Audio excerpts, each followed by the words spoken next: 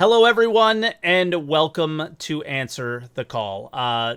Today, we want to talk about Citizencon expectations, our concerns. I want to hear how excited you are, how not excited you are. They just released the panels yesterday, I believe, on what we're going to be seeing this week, and or next week, I should say. And yeah, I'm gonna quickly give my opinion because I know somebody that's in the caller list shares mine, so we'll probably have a chat about that. But in general, this will be. I'm gonna share something with you guys. This will be the first CitizenCon.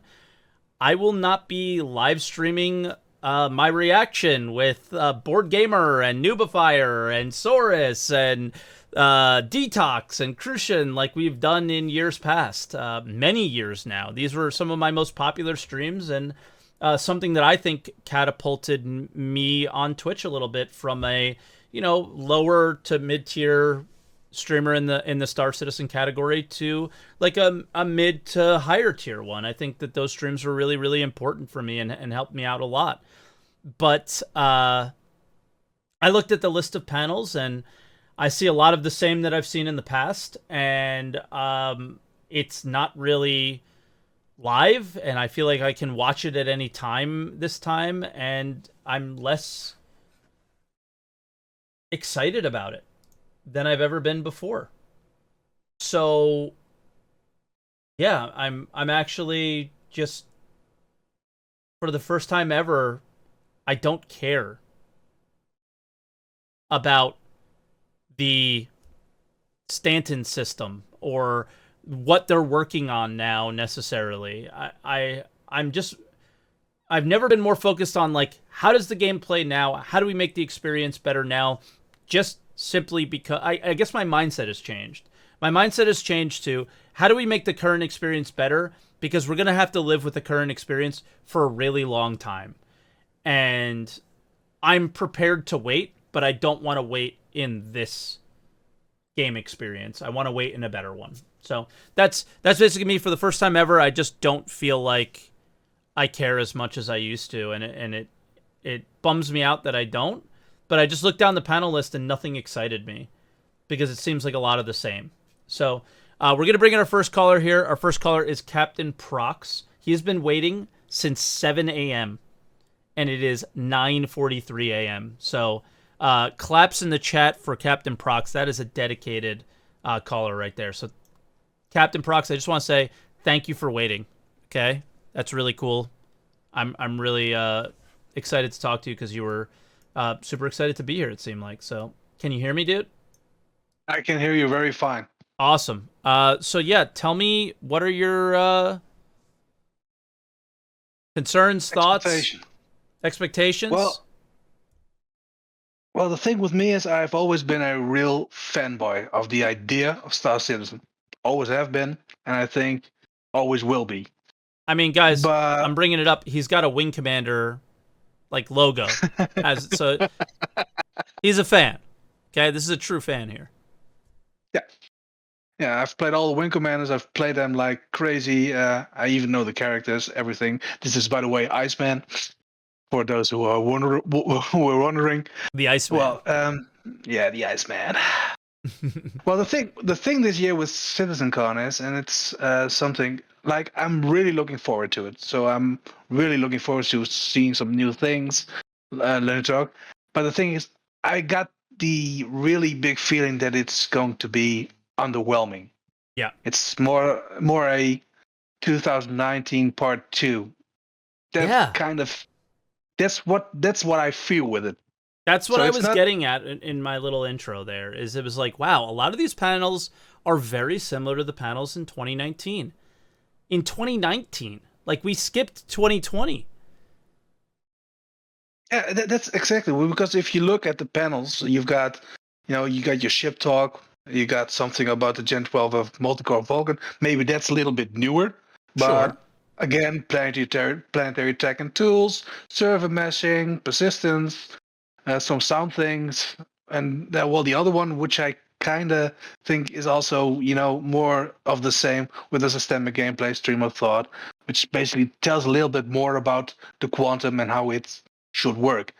So I kind of got the feeling that it's going to be underwhelming. Not that it's going to be bad.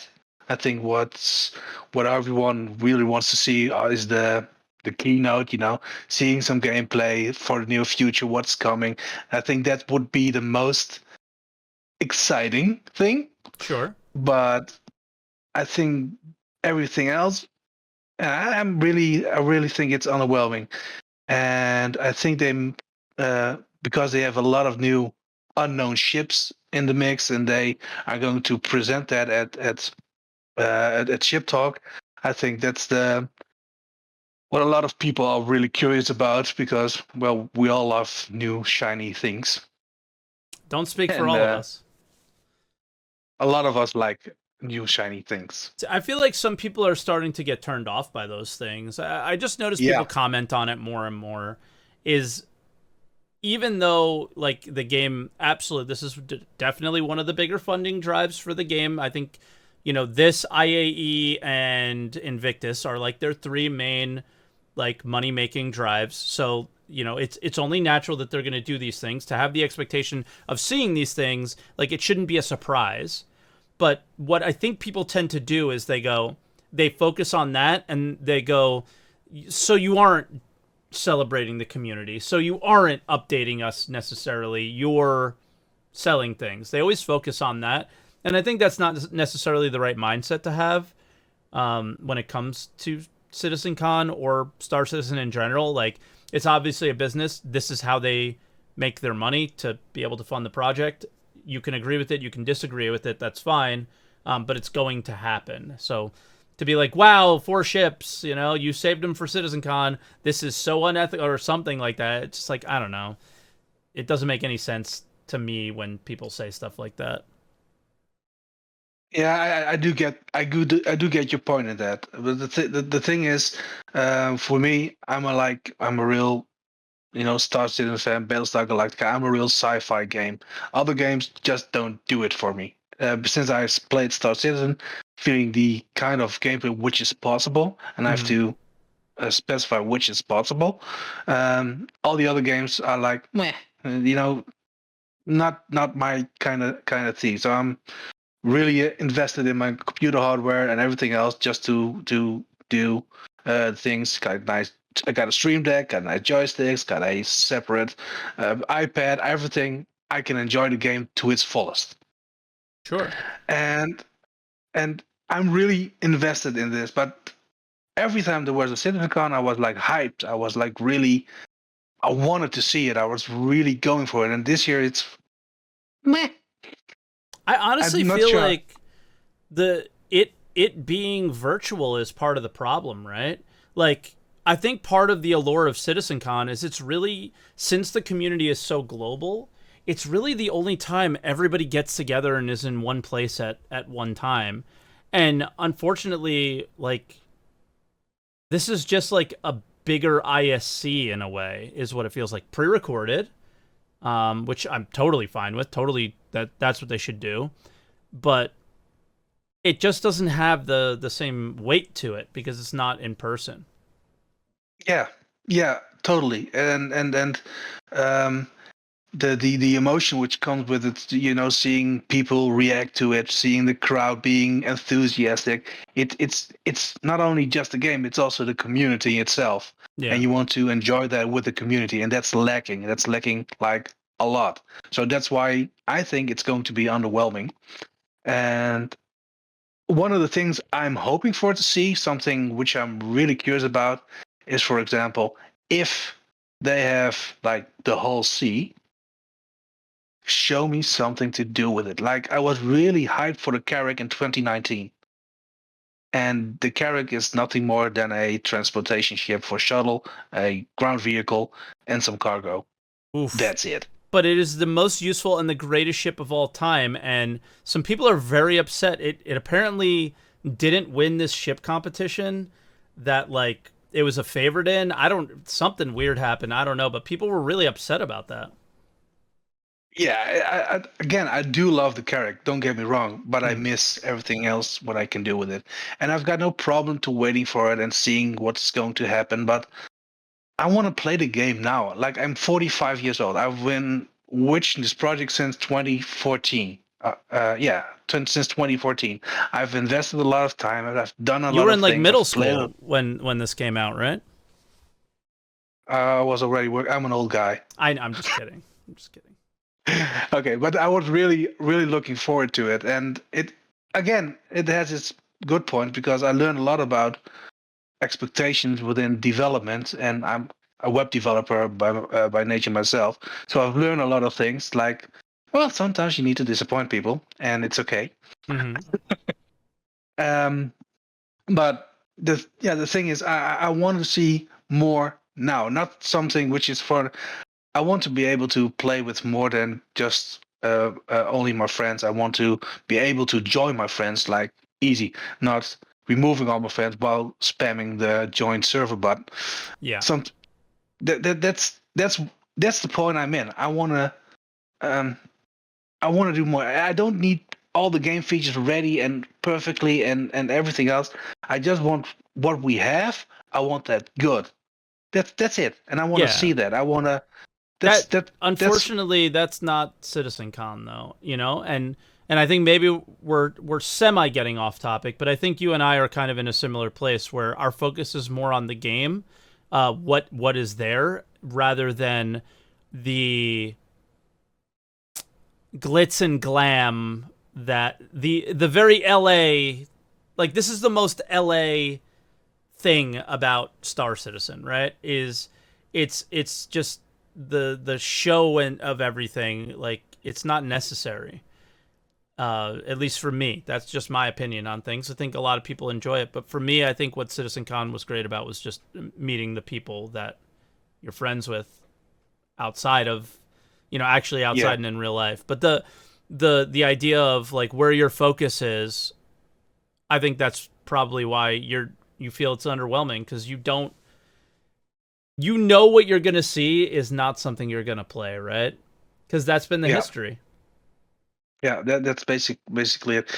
And there's one thing I would love to see that they surprise us with, if they do it, is repair.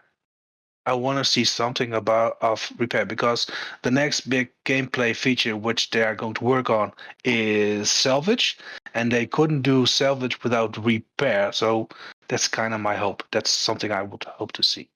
We'll see. I would hope that they would show some new stuff like that, but I mean, I think that's more why I was like kind of underwhelmed and disappointed, is when you looked at the panels, it didn't seem like it was in the cards, right? Yep. And I was like, oof, that kind of that stinks. 2019 part 2. That's the feeling I've got with it. It's more of the same, and I'm kind of already pre-disappointed, because I think they won't show us anything really new, just an improvement of what we have been shown in 2019. That's the feeling I've got. That's the entire vibe I'm getting, and let me ask you a question. I'm wrong. The first panel, the one that is, what is it, like the living, breathing universe or something it was called, where they're like, we're going to show you our current universe. Like, okay, they said current, but they also said universe, and then they said and more. I think that's something that like really sticks out, that's kind of interesting, where they've obviously been working on Pyro. They've hinted that they're working on Nyx. Is that something that would, bring that level of excitement? Let me, like, what I guess I'm trying to pose is, aside from showing salvage or repair or something like that, is there something that would, what would it be? What would they need to do to exceed your expectations?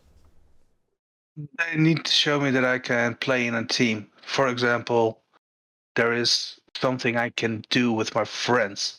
That's actually it. Like mining, having some cargo transport during the mining, and some nice location that you have to find things, that you have to protect those things, that you actually can play with a team doing one job and get it done. That's what I'm looking for.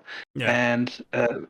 And that's basically, maybe it's not even has something to do with Citizencon. It's just my disappointment that I've been waiting for that for like 4 years now.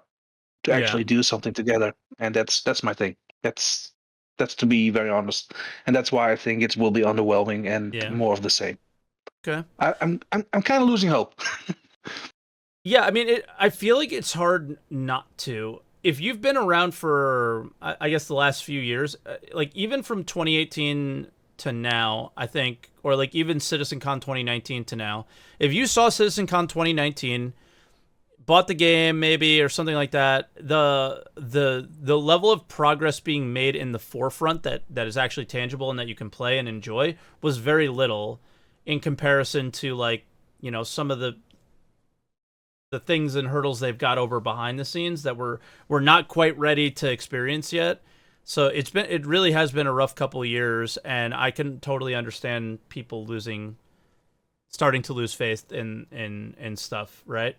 I mean, there can only be so many years that they can say server meshing is hopefully going to be in by the end of next year, or by the beginning, you know, like by the end of the year things. You can't say that 3 years in a row and instill confidence in your backers, you know?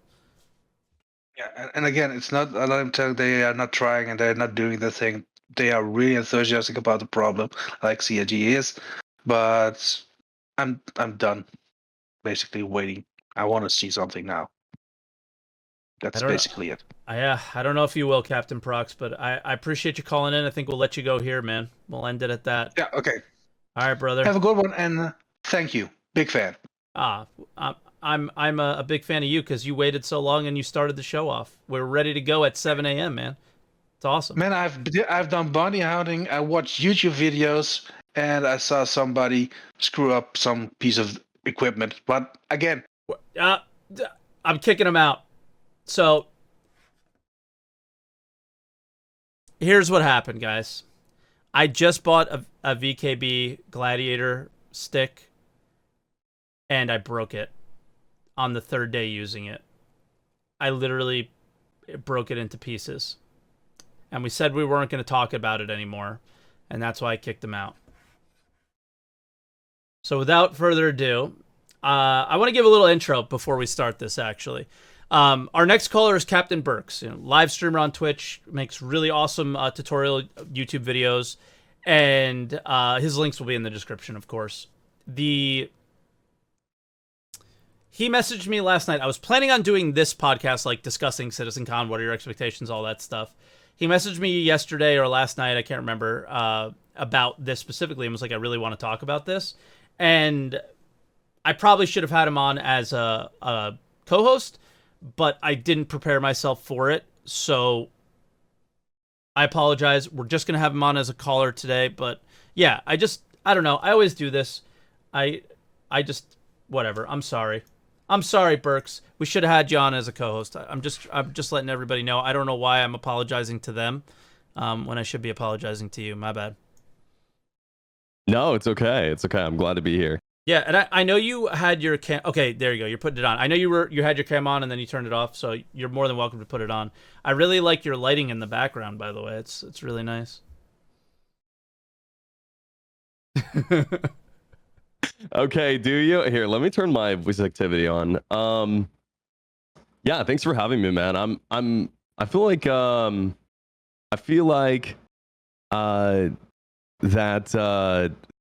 yeah, I feel like we're gonna have some good dialogue today. I feel like there's a lot of like tension in the air about CitizenCon. Yeah. For like the first time ever. Yeah. And it's kind of this really strange feeling that typically you feel like a lot of excitement about CitizenCon. People are typically pretty excited. Like, what do you think they're going to show this year? You know, that's like what do you think very they're going to show this year. And, yeah. And then the problem is we all have confirmation bias right now, right? Yeah. Like the problem is that we've been shown these CitizenCon year after year after year, and I can't tell you how frustrating it is as like not just a content creator but a backer, that we are getting shown these like really detailed, fun-looking missions that look interesting and polished, and they look like they work. Like, that's the video game I want to play. And then we never see them again. They're never heard from again, right? And this is not like new news. this is not something that like this revelation that nobody in chat has had or you haven't had, but I really hope CitizenCon is underwhelming this year. I really do, because CitizenCon being underwhelming, I actually wish CitizenCon just got canceled until the game got finished. I think it's a huge waste of time. I think it's a huge waste of dev resources based on what we've seen. Like, CIG hasn't done anything to prove that CitizenCon is aside from making them money, which if that's the case, then that's fine, right? I know they need to make money.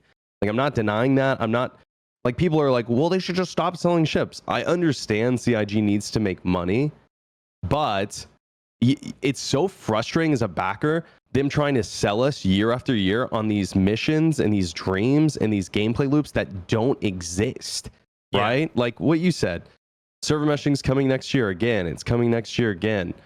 And it's frustrating watching that happen in front of your eyes and getting excited and then disappointed and getting excited, like Theaters of War and, you know, the Sandworm and then, you know, the Microtech dynamic mission. You remember when everyone was like, this is the beginning of the dynamic mission system that's coming NPCs are going to take you from one place to Where another. Is that? Where is that? Yeah, where is it? Like, it's been 2 years. Guys, it hasn't been a short amount of time. It's been 2 years. Yeah. Where is that? Right? Like there's literally nothing to show for like all these empty promises. I mean, ships have come up, right?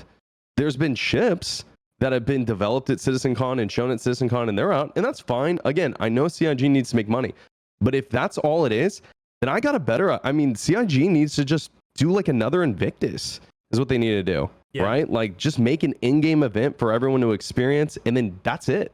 You know, don't like focus on this fake gameplay. I'm sorry. Go ahead. Like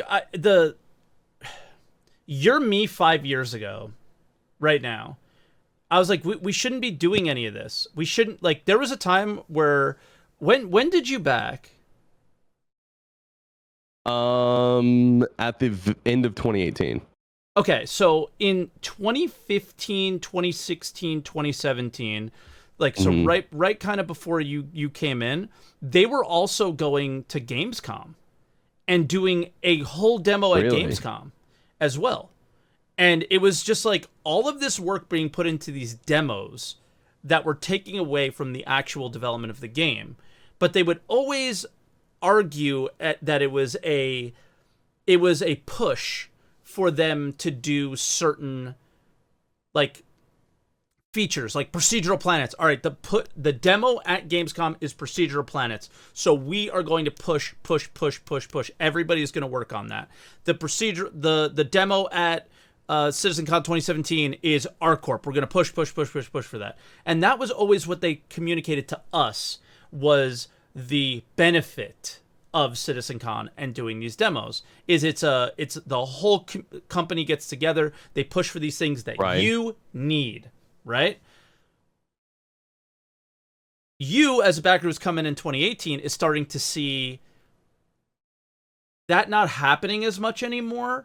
And the things that they're showing are either getting deprioritized because we don't actually need them, or it was like they just stopped pushing to, like, I don't know. I agree with you 100%. If we could just cancel CitizenCon the same way we canceled the Gamescom demo, I think the game would be better for it. I really do. I think so too. But at the same time, like, they're always going to come at us with that argument that it rallies the whole company together and it pushes into one thing. And here's the deal, Berks, is the keynote for CitizenCon is the only time they have to meet a date. It's the only time the entire year. That's true, but can you name something over the last, like, I don't know, 4 years that has done exactly what you just said? You know what I mean? Like, it's a thing they needed. I mean, besides, I guess, like, what, SSOCS maybe? Procedural planets, SSOCS. Like, I guess you can argue Microtech and its moons, but those are pretty minor, right? But as far as like actual gameplay and tangible elements, I mean, in the last 3 or 4 years, in general, we haven't gotten many of those, right? Like, just in general. Sorry, I just read a comment. Trolleys. Okay, trolleys made it. Yeah. I just mean, like, what has been put in the game in the last 4 years that's been shown at CitizenCon, because they've shown some really cool stuff, right? Stuff that I would want to play. but where is that content I can play? The satellite mission, right? People say that. Has anyone played the satellite mission yet lately? Has anyone played it? Does anyone know what happens? Right? You know what? It doesn't work. Yeah. The only thing that we have to show from Citizencon doesn't work. Yeah. It literally doesn't work, right? I don't know. It just feels to me like there's so much like waste. You know, it feels to me like it's hype that's purposely generated to sell ships. And again, I understand that. Like, I'm not criticizing CIG for being a company and needing to stay like keep their doors open. But it's like I feel like there's just a way that would put more gameplay in the players' hands, and then you could like rally your team to make playable content. I don't know, you know, like why show something at Citizencon and then just so that all to say, I really hope that this year that Citizencon is underwhelming. And the reason why I say that is because I hope that you didn't put a massive amount of effort into it. I was actually really surprised they canceled it last year. I thought they would have done something like this last year, to be honest. Yep. I totally agree. I don't know like how much it hurt their sales canceling Citizencon.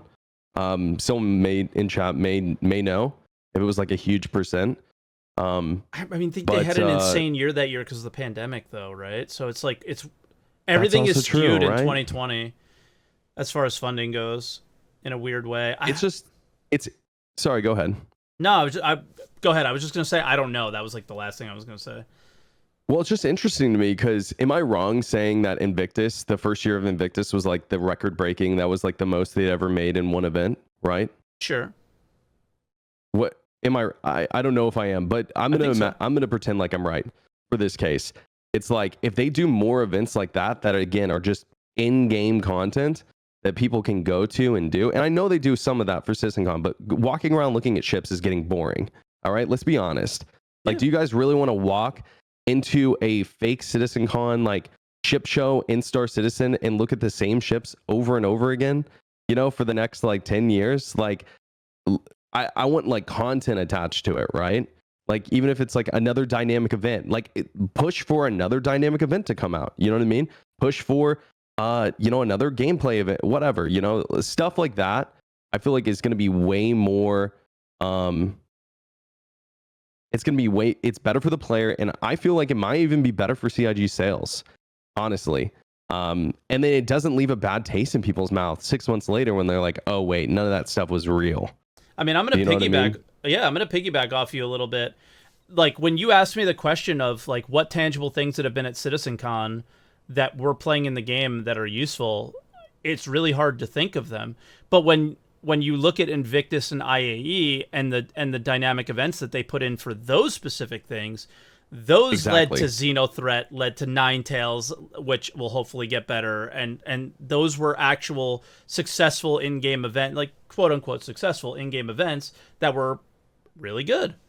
So yeah, I mean, I think that solidifies and strengthens your point even more so because it's less the glitz and glam and it's less the showiness of everything and more of the like this is what you can do, which is just so much stronger. And yeah, I mean, I've never agreed with you more. Like, I don't understand the point of the Citizencon keynote anymore. Yeah, and here's the deal, right? Is like I'm not excited for Citizencon, because because I'm desensitized to it. Like CIG has done this to me. Not like I don't hate Star Citizen. I still love the game, and I hate that I love the game so much because I'm so attached to it right now, and it's so laughably unplayable at the moment. It's like gotten to the critical point of like unplayability. Like I was watching you the other morning. I guess it was yesterday morning. Yeah. Play, and it's just like everything. It's like you don't even have a gun in Star Marine. Yeah. Like we're a joke, and I talk about this, right? Like we're going to become even more of a joke because they're quote unquote pushing more resources to Squadron 42. So that's even less PU content we're getting, right? Like on top of this. And then not only that, but I hope that they get Squadron 42 out. Like, And not because I don't care for the single player campaign, but at least if they get a product out, we won't be a joke anymore. Exactly. You know, like it's just like it's so hard to just not be a joke. I haven't had a fight, a PvP PU fight in the last 12 months that hasn't had significant desync. 12 months I have gone without having a fight that looked absolutely embarrassing, like a Naruto like main character fight where they're teleporting around. That's what it looks like. It looks like Star Citizens in the anime because of like all the issues. And then, you know, they put all this effort into making it look like picture perfect at CitizenCon. It's just frustrating because that's not my game. And that's why I hate when the marketing team does such a great job on these videos, because I'm like, that's not my game. Like, bro, I feel like I'm watching this fake version of my game that it's frustrating. Like, I know you're laughing, and I should be laughing too, but I'm only laughing. I feel like I'm just getting frustrated talking about it. No, I know. I'm only laughing because of your arc. Your arc right now. It's beautiful. Because I remember, like, you know, when we first were on the podcast together, we talked about how, like, you thought I was such a dick. Right? And you're literally saying true, all the things that I was saying then and still say now. Well, you know? And people are like in chat, they were like, he's a baby, he's an early or late backer, blah, blah, blah. But like what you guys don't realize is I have 4,000 hours in Star Citizen now, and I've had time to acclimate. Yeah. And I've had time to like review old content, and I've seen the vertical slice, and I've watched the old CitizenCons, and you know, I've seen all the YouTube videos. And like I've acclimated to the like what's happened over the last 10 years, and I feel like I have a pretty good idea of like what's happening now. And at first I was really blind to it. Like I was like, this SaltEMike guy, like he's trying to talk bad about my game. Like how dare he? And I think like at first I was just like, this guy is just he's a hate player. Like he's trying to build his audience on hating on Star Citizen. You know, like I thought that you just hated the game and you just wanted to make fun of it. I loved it so much. I took offense to that. I loved it so much. It frustrated me, dude. Yeah. And I'm the same way now. Like I've realized that it's like I'm passionate about this, and I'm always pushing CIG to make changes and like making posts on Spectrum. I hate Spectrum, but I'm making posts on Spectrum because I want the game to be better, and I want the game to be better for everyone, and I want the game to be enjoyable for everyone. And 99% of the time when I'm pushing an opinion, it's the voice of the community, not my own. Like I'm taking feedback from people, like hundreds of people, and trying to like, figure out like what's fun. But I guess that's all to say. We're getting off topic now.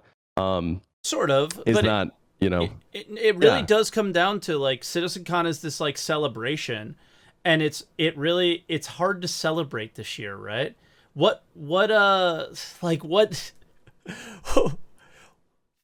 you want to prop up and celebrate this year? Like the community just got insane and butted heads over a ship showdown competition. Like there was extreme toxicity on like all sides of that, and it was just like, I'm having a hard time looking around and going, general Star Citizen things that I'm proud of, right? The only thing that I'm proud of is like some of my friends, like you and other people, and like my chat and the fun that we've had over the last year. But I'm having a hard time celebrating Star Citizen, the game, and the community team and Star Citizen as a whole. It's such a weird year, man. It's such a weird year. Do you know, whenever people used to come to my chat about 12 months ago, actually, this was like kind of the downward ramp for me in terms of my opinion of the game, is about 12 months ago when people came into my chat and they were like, hey, should I buy Star Citizen? Is it a good game? I'd be like, okay, well, there's some bugs. These are the things you need to work through. If you need help, ask me, ask people in my community, blah, blah, blah. Here's a tutorial video you can go watch. And now when people come into my chat and ask me, should I buy the game? I tell them no.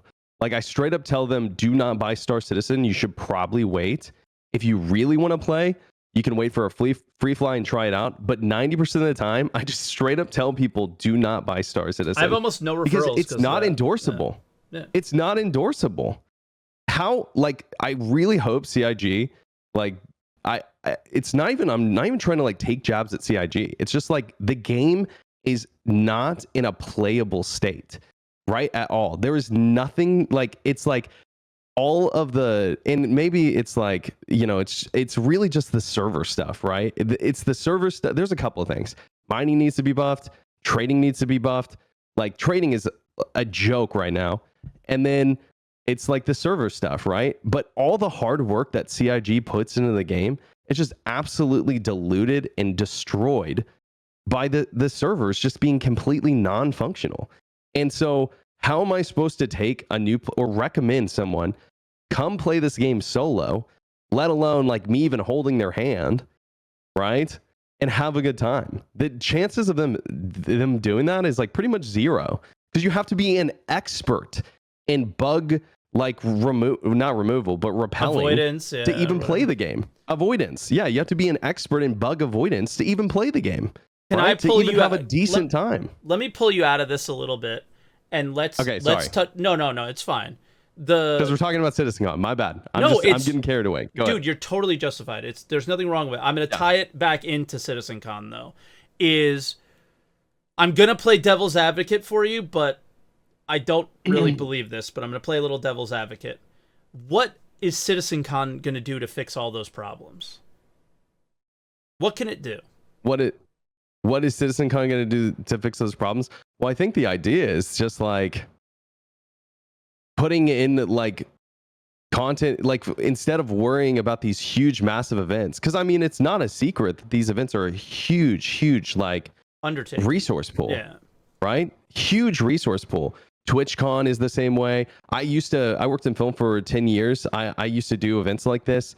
And it's like, the idea was you'd finish an event like this, and then the company would go, okay, well, next year's got to be better. Next year's got to be better. We got to put more effort. We got to get more cheers. We got to get more claps. Yeah. We got to get more hype, you know, more sales, whatever.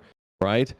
And so it's like, I'm aware that not 100% of the devs that do, like, ship devs, I don't care about, right? Like, I do care about them. That came out wrong. What I mean is, like, they're not I'm typing on Spectrum. I understand that. I'm making a Spectrum. I'm typing on Spectrum right now. I understand that there's like certain devs that aren't going to make my life as a PU player better, right? But if those people were putting their effort into making my game more playable, I think that would be more rewarding to me as a backer than like seeing another video, another scripted mission, another, you know. So I don't think that it's like, I don't think canceling Citizencon equals the game fixed, right? But I just think that it's like, it's a small piece of the puzzle, you know. It's a so much resource that I feel like it's turned away from. Like, there's like really small wins for CIG that I feel like could be fixed that would make the game like instantly more playable, and I think trading is one of them. And some of the stuff, it just feels like CIG doesn't either they don't have time to. I want to assume they don't have time to, right? And why don't they have time to? Well, a lot of them are working on Citizencon. Talk to anyone at CIG around Citizencon. They're like, sorry, you know, I've been busy. I'm working on Citizencon stuff. Citizencon's crazy. Like, it's not a secret that it's just a huge undertaking. So I guess devoting those dev resources would be, I feel like, better placed in a non-CitizenCon context, if that makes sense. Or at least a in-game event context, you know? Yeah. Something for the players to do. Sure. And I don't know. Yeah, I think the one thing that obviously someone like yourself probably has your eyes on is the server meshing talk, right? I think out of anything, is that the panel you have your eyes on specifically for this? Or like, for me, that's the one that it's like, okay, are you going to disappoint me or are you not? Or are you going, is it just going to be highly technical? Like, what is this going to be? It's the one that I perked up a little bit for. The Exploring the Universe one? No, the one where they're going to talk about server meshing. Oh, no. Because why would I be excited about that? Because that's the thing that hopefully will resolve the server issues. Right, but like, what are they going to give me? You know? What are they going to tell me? Right? Like, that they haven't already said to me. It's coming soon. Yeah. You know what I mean? Yeah. Hey guys, it's coming soon. Maybe they show us like a demo of it. Hey, this is how it's gonna work. It's coming soon. Do you know what I mean? Like, But that's it as means, useful like, as the no, quantum demo, right? Like, it doesn't mean anything Yeah, until I it can just- use it. It's literally doesn't mean anything until we can use it, right? Yeah. Like, I don't know. Was I excited about the Theaters of War demo back in 2019? Absolutely. You know, doesn't mean that it's, and they said it was coming soon, right? So I don't know. It feels like we're just back at the end of 2019, like the last guy was saying. Yeah. I don't know.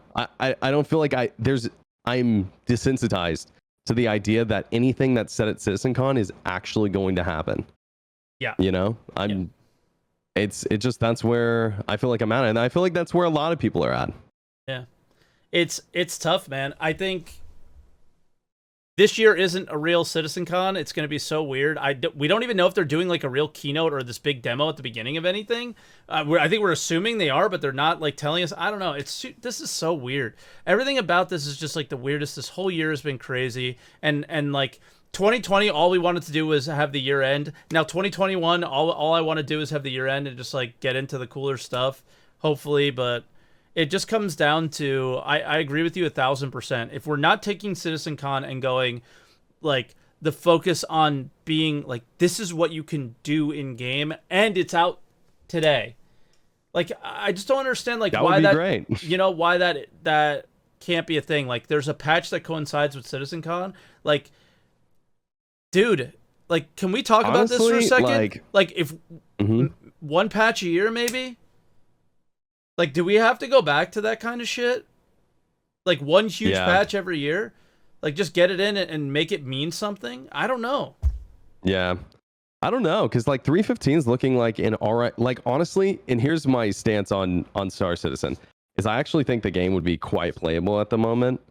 And I think 315 looks like it's going to be incredible, minus all the issues that come with it, right? Like, if it was just the Death of the Spaceman stuff and it was just the inventory stuff, yeah, but knowing there's all that baggage that comes with it, like, is the thing that makes me think, okay, this is either going to be one of the best patches we had in a long time, or it's going to be the worst patch we've had in a long time. You know, like, could it get even worse than 314? Yeah, well, it might sound like it if you have a random bug and wake up in the hospital. I don't know. I just think it's going to be super different, which is interesting. You know, like, it being different is a big deal, but it doesn't mean that it's going to be better. Right. Now, if, let's say there was a patch for CitizenCon that pushed them to, like, put a bunch of stuff in the game, that'd be kind of cool, I think. And that's if, what I'm like, saying. CitizenCon was all about 315, that'd be kind of cool. But like, it doesn't really feel that way. If your focus and the demo was what you could play in 315, and then the downloads pop during the event, like, I think, like, eventually that's kind of where we might need to get. I don't know what other game companies do, to be honest. Like, I don't pay attention to games like I pay attention to this game. So, like, at I don't know, other cons, like big ones, like, does Blizzard do stuff like that? I don't know. Do they do a big announcement and say playable now? Like, most of the time, no. And a lot of CitizenCon is always so focused on so far in the future, but I think your frustrations but the stuff and from 2 years ago con is playable by that point. Yeah. The stuff from 3 years ago is playable by that point. Maybe they don't say playable now, but the stuff from years ago is playable. I think it just comes down to, like, why is the keynote always so faked? It's faked, and therefore it's never a real thing. Like, the only one that was ever a real thing is the one that's broken in game right now, is the satellite mission. That was like almost to a T, right? Is exactly what we have in game. But the ones after that, like, ArcCorp was faked. It wasn't even the ArcCorp that we have today. The last CitizenCon demo with Microtech, like, they're pretending like NPCs, like they're stealthily going around them. That gameplay, it's been 2 years. The NPCs still don't react to us. It's a lot of, it's just a weird scenario. And this is, I don't what I'm envy trying them. to say. you know? No, I don't either. I don't envy. And They're again, in a really like, shitty position. I'm not trying to hate on people at CIG. I know there's like a lot of like really hard workers there and whatever. And like not every decision they can make is like good. It's just like this still doesn't make it any less frustrating for the backers. You know?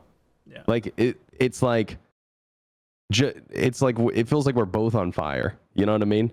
Like this is not less painful for either of us. But what I'm trying to say is the frustrating part, the more frustrating part for us is there is playable content that is in Star Citizen that is unplayable because CIG refuses to put the time into upkeep it, but then they focus so hard on making fake content that is unplayable and will never be playable. Does that make sense? Absolutely. Like trading, like, you know, it's like, I feel like trading is a really great example, and maybe 315 is going to fix trading. I hope so. No. Jumptown 2.0 will certainly not fix trading.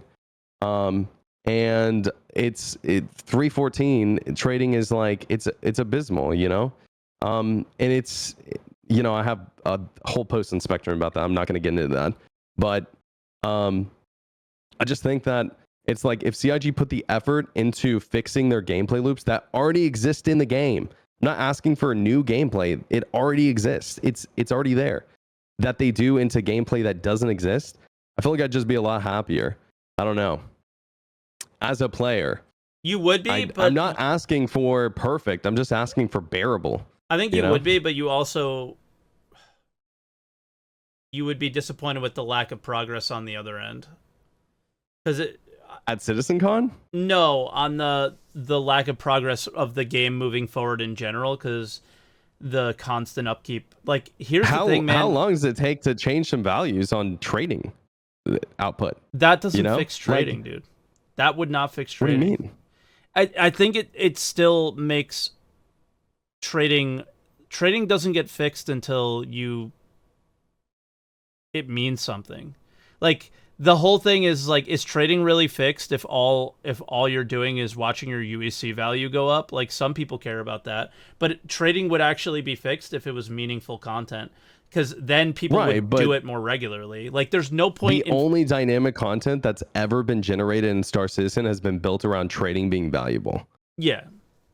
You know, like Jumptown basically. And the only non-scripted dynamic events. That's what made Jumptown so good. That's what made 3.9 so good with the Lair Night Rush, right?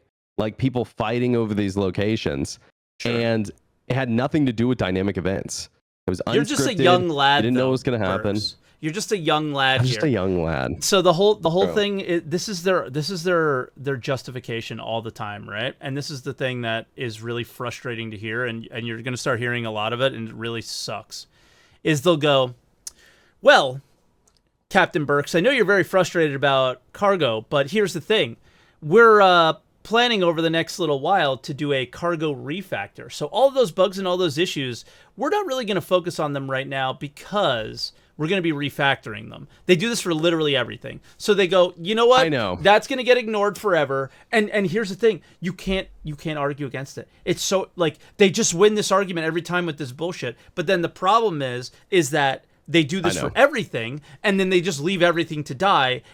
But then you also have to sit there and go, yo, is this game unmanageable? Like, they can have 700 people at this company. Are they going to be able to manage all these systems and make sure they're working? Like, it is entirely possible that this game is impossible, right? It's entirely possible. And that's why dynamic mission system, dynamic economy, that's why everything needs to be automated. That's why all of their focus is on automation, not fun. All of it is like, it is scary, dude.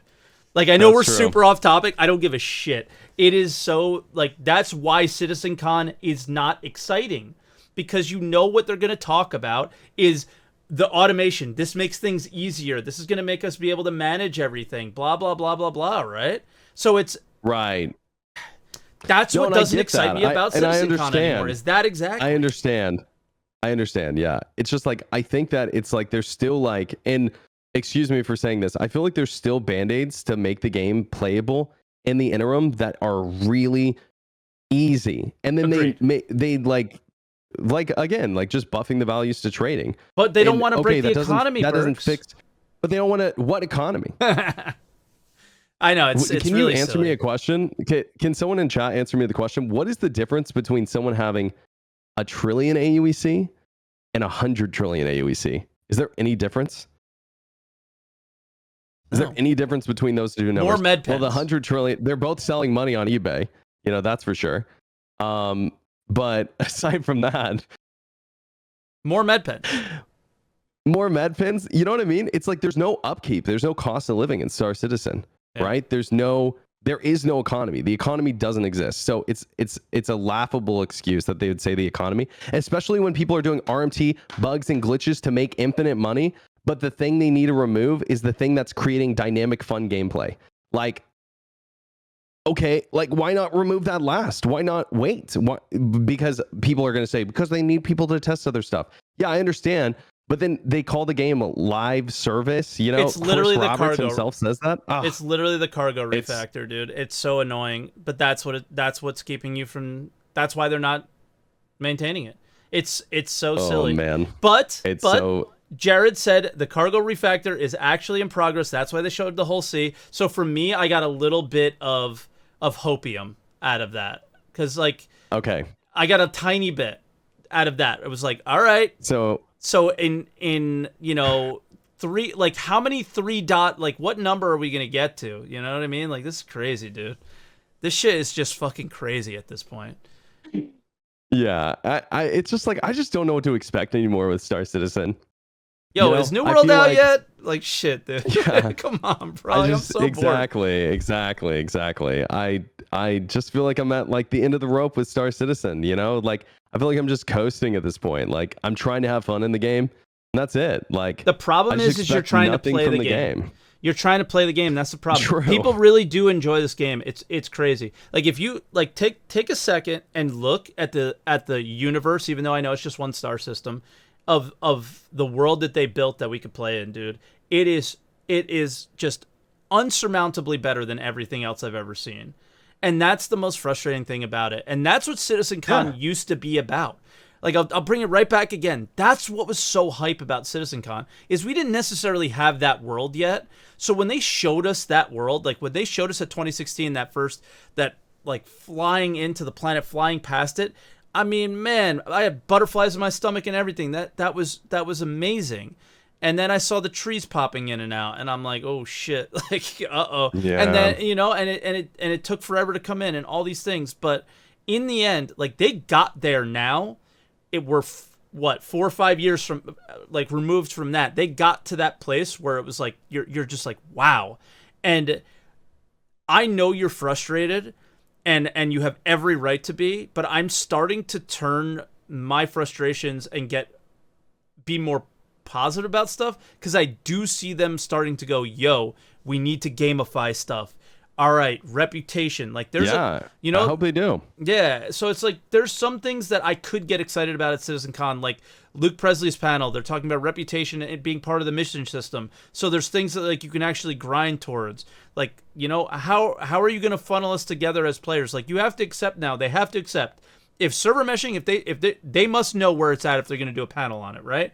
If they know we're going to have 50 player servers for, a lot longer, they have to go like, yo, we need to funnel players together, because we can't have these idiots flying around PO shooting at people anymore. It's stupid. Like, it's stupid for you.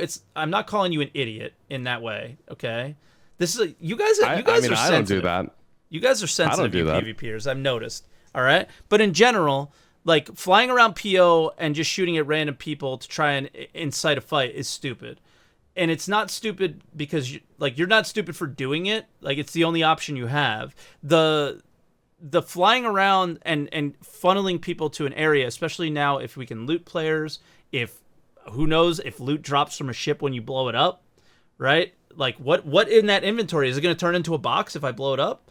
Am I going to get all your little med pens and food and stuff? That'll be cool. So, like, we don't know what's going to happen, but the funneling of players needs to become a thing too. Those are the things I want to see at CitizenCon. That's what I want to hear on that panel. I want to hear where server meshing is at. I want to hear, how are you going to gamify things for everybody? How are you going to bring us together in butting heads way? And how are you going to bring us together in, like, a being boys way, right? Like, how are you going to do that stuff?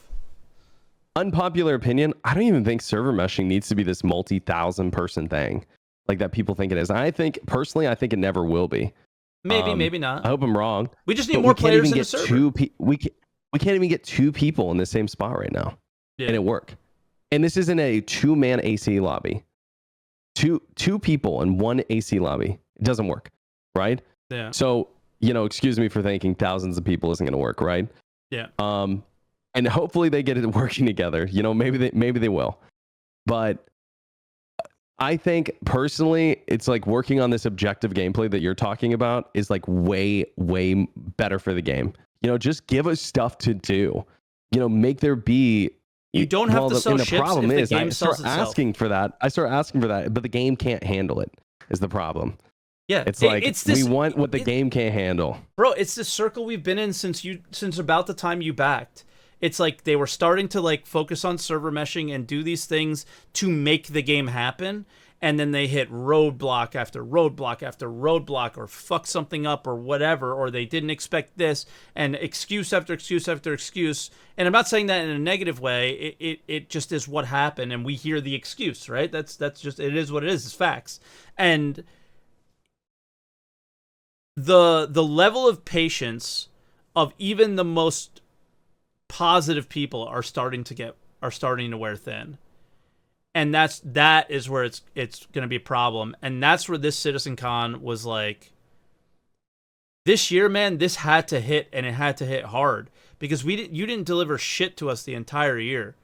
And like, maybe 315 is going to be good, but nothing really tangible came out. Nothing to just get your juices flowing about Star Citizen again. And CitizenCon had to fuel that, and I don't know if it will. I feel like we got some good stuff this year. I personally, and I know you're not like, I don't know how you feel about it actually, but ask me the like new combat system and stuff. I feel like it's great. I think capacitors are great. I love it. And I think the problem is that the PU is so broken that you can't even like. There's no maneuvering and such. Like, and someone's in chat's gonna tell me that's not true. All right, you're wrong. Like literally. It's hard to maneuver if you don't know where they're facing. Like, I'm learning that. You have to fly. Exactly. You can maneuver. You have to fly 2 different ways. You have to fly in 2 different ways. One way in AC, one way in the PU. You have to fly 2 different ways to win fights. It's crazy. You literally have to change your flight style. Because the desync's so bad. Yeah, like I've learned how to maneuver, but the problem with it is that you'll be behind somebody, but then your shields are getting shot down. So the idea of so how do you outmaneuver them? Yeah, how do you outmaneuver them if you don't really know what direction they're looking or going or whatever? So it is like really problematic. But that's just one aspect of the game. There's so many broken things and there's so many problems. Like that was what I said to somebody the other day. Like a lot of the PvPers, like their thing is desync. Traders, it's like, yo, I can't sell my stuff. I can't buy the stuff I want to buy. This doesn't really make sense. Like, can you give us missions or something? Mining, like, what do I do with the ore? It doesn't make sense. I don't turn it into anything. I just turn it into UEC. That's kind of boring, right? So there's all these just like, either they're bugs or either they're just tangible problems. And like, that's why I asked you, like, how is CitizenCon supposed to solve that problem? It doesn't, but it's supposed to excite you for the foreseeable future. And that's been the problem, is since you came in and backed, the foreseeable future, it has not been shown at CitizenCon. And that's a real bummer, man. That's really a bummer. Yeah, and I get that. I get that. It's just like, for like what you're saying, right? Like you can't turn it into anything. How cool would it be, right? If there was cost of living in Star Citizen, right? Coming in 315, and then you could mine Quantanium and turn it into fuel. And that would like make fuel for you so that you didn't have to pay that cost of living, purchase fuel. Yeah. It helps your cost of living. You know what I mean? Like hearing like stuff like that would make me excited at CitizenCon. What if metal turned into ammo or armor or whatever? Yeah. Yeah. Mine titanium in this thing and get this special ammo that you can fire at people, and build ammo packs that you can put on your ship, and yada yada yada. Like stuff like that. Are you ready for the excuse? Well, we don't want to do that right now, because we'll do that after the dynamic economy. Once the dynamic economy is in, then we can start adding those items into the game to you. Right? Like that's what they would say. And the problem is they're right, dude. It sucks. That's the problem. Is they're right. It's like you can't argue against it because they're right. In the end, they built this huge freaking place. Chad, be honest. Everything so hard. How long is it gonna be? 5 more years. How long is it gonna be? 5 more years to have like a not, for the love of God, do not let CIG watch the new Foundation show. Okay? I need everyone, if there's any hackers in chat, all right, I need them to block Apple TV on all their computers. Do not let Chris see it. CR already binged do not let Chris see it. No, do not let him see it, okay? It's going to be 20 more years. It's not looking good for us. He already binged. But, yeah. Oh, my God. Dude. Yeah. One dev is already watching it right now. Sorry, dude. You're fucked. Yeah, it's, you know, I used to have really high expectations for CitizenCon. And, you know, I hope it doesn't sound like, you know, I'm being too negative, because that's not even my goal. My goal isn't to be like, guys, everyone pull out, the game's dead, you know, but it sure feels that way, doesn't it? You know, to us who are still around. I mean, we're still here, because I'm expecting the game to get good eventually, but it's just like, God, when? I just want something to do. That's what I want CitizenCon to show me. Stuff I can do. Yeah, and I think that's maybe where they can get a win. Is going... Maybe Go ahead, I'm sorry. No, I was just going to say maybe server meshing is what I need to get excited about. We'll see. We'll see what they have to offer there, but go ahead. Yeah, you said that's where they can get a win. Well, I think the only place that they can get a win is something like the months leading up to CitizenCon, we're not really going to share you the third quarter patch very much, or, you know, the once a year patch or whatever they'll switch to, because I think they're going to have to. I don't think these quarterly patches are doing them justice. And the idea of this is what you're going to be able to do, go through an actual mission that you would play in the game, you know, maybe get some PvP together with your friends, do some training or something, and show new place, new thing, new event, new mission giver. We worked on this new thing, like, hey, new mission giver does this cool thing, blah, blah, blah, blah, blah. That's your CitizenCon demo. The problem with it is the game is still just imaginary. So they're still feeding off of your imagination so much, and nobody wants to do that anymore because they built the world. You don't have to imagine anymore, guys. Chris, you did it. You built the fucking world. Now all you have to do is gamify it. Like, I don't need to imagine anymore. What you built is good enough. It's amazing. Like, I don't need any more. I know people still want them to push, but you don't need to push on that front anymore. Now you need to find out how to make it fun. Now you need to figure out how to make it fun, and that's what we want to see at CitizenCon. The problem is how do you make CitizenCon epic and cool that way? I feel like those are for ISC, Berks. I don't know, man. Yeah. Like, what would a demo look like to you? And then we'll go to the next caller. What would a demo look like to you? What would your ideal demo be then? Right. And yeah, what I was going to say is just real quick is that maybe that brings me to my original point, which is maybe we're expecting too much from CitizenCon right now and from the game right now, you know? And that's why I hope CitizenCon is underwhelming, because I hope, but whatever. What my ideal demo is just like would be a multiplayer piece of gameplay, you know, something I could do in an MMO with other people, and it looks fun. It looks challenging, maybe. Like a dungeon raid? Or it's repeatable. In a way? Not a dungeon raid, but I mean, if there was the like Star a way Citizen to version like of raid that. a vandal, raiding a vandal system, that doesn't sound cool to anyone. Like, you see a vandal driller and you go on board with 6 of your, you know, closest org mates, and you, like, you know, breach it from the outside and go in and FPS them down and then steal some vandal tech and then go sell it for profit or whatever. You know, that doesn't sound cool to anyone. I mean, that, and it doesn't have to be that, right? But just a multiplayer piece of gameplay would be, oh God. Stop looking at chat. They're gonna troll you. And I'm not saying that will ever exist. Maybe it probably won't. That probably won't ever exist. But just a multiplayer piece of gameplay, whatever it is, that's repeatable, and I could interact with my friends and have fun, you know? And then if I could do it after CitizenCon, I mean, I'd be incredibly happy with the results. Do you know what I mean? Yeah, I'd be incredibly happy. I feel the same way. Is I feel like they can't reach they have to stop reaching so far in the future with CitizenCon, and they need to do more with the present and make sure that the present is fun. And then that ensures, and then I think that goes back to your original like issues with the game in general. That ensures that the current experience is quality.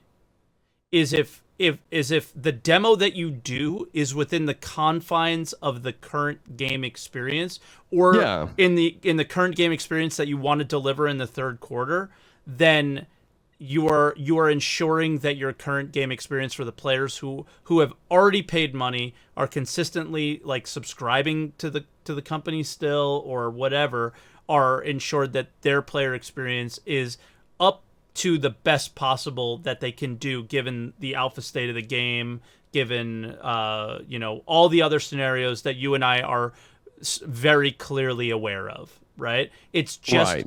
I think you and I, and I've said this a lot lately, I am totally fine being very patient and waiting a very long time for Star Citizen to finish.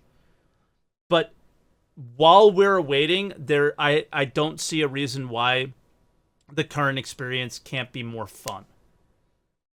I am literally at the same place as you. But at the moment, I am exactly where you're at. Your patience is completely gone because the current experience is not. Right. Everything you can do is just diluted at the moment from the poor experience. Exactly. So I think that's probably a good place for us to keep it. We did our own podcast anyway, Berks. It was great. So we didn't even need to worry about it. Has it been 15 minutes yet? Yeah, I think. Hold on. Let me bring up the timer. Do I have for like 2 more minutes? So yeah, it's been a while. But yeah.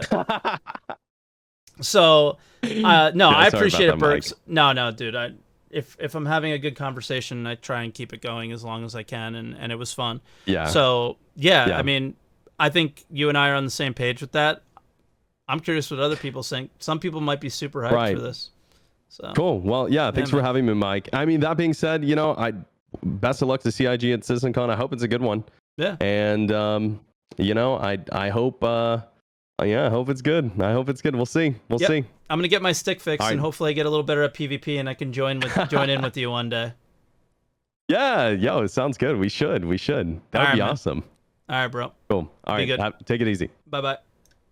All right, so our next caller is Adventure Jane. Hey, Adventure Jane, can you hear me? Sure can. Awesome. Let me get your name up there because I wasn't exactly sure when we were going to end. So we just had a long call with Berks, and we talked about a lot. But where are you on CitizenCon? Your expectations? Do you have any concerns? Or are you super excited? So I'm coming in with the impression that there won't be a big keynote like presentation. I remember somewhere saying that they weren't doing one. Okay.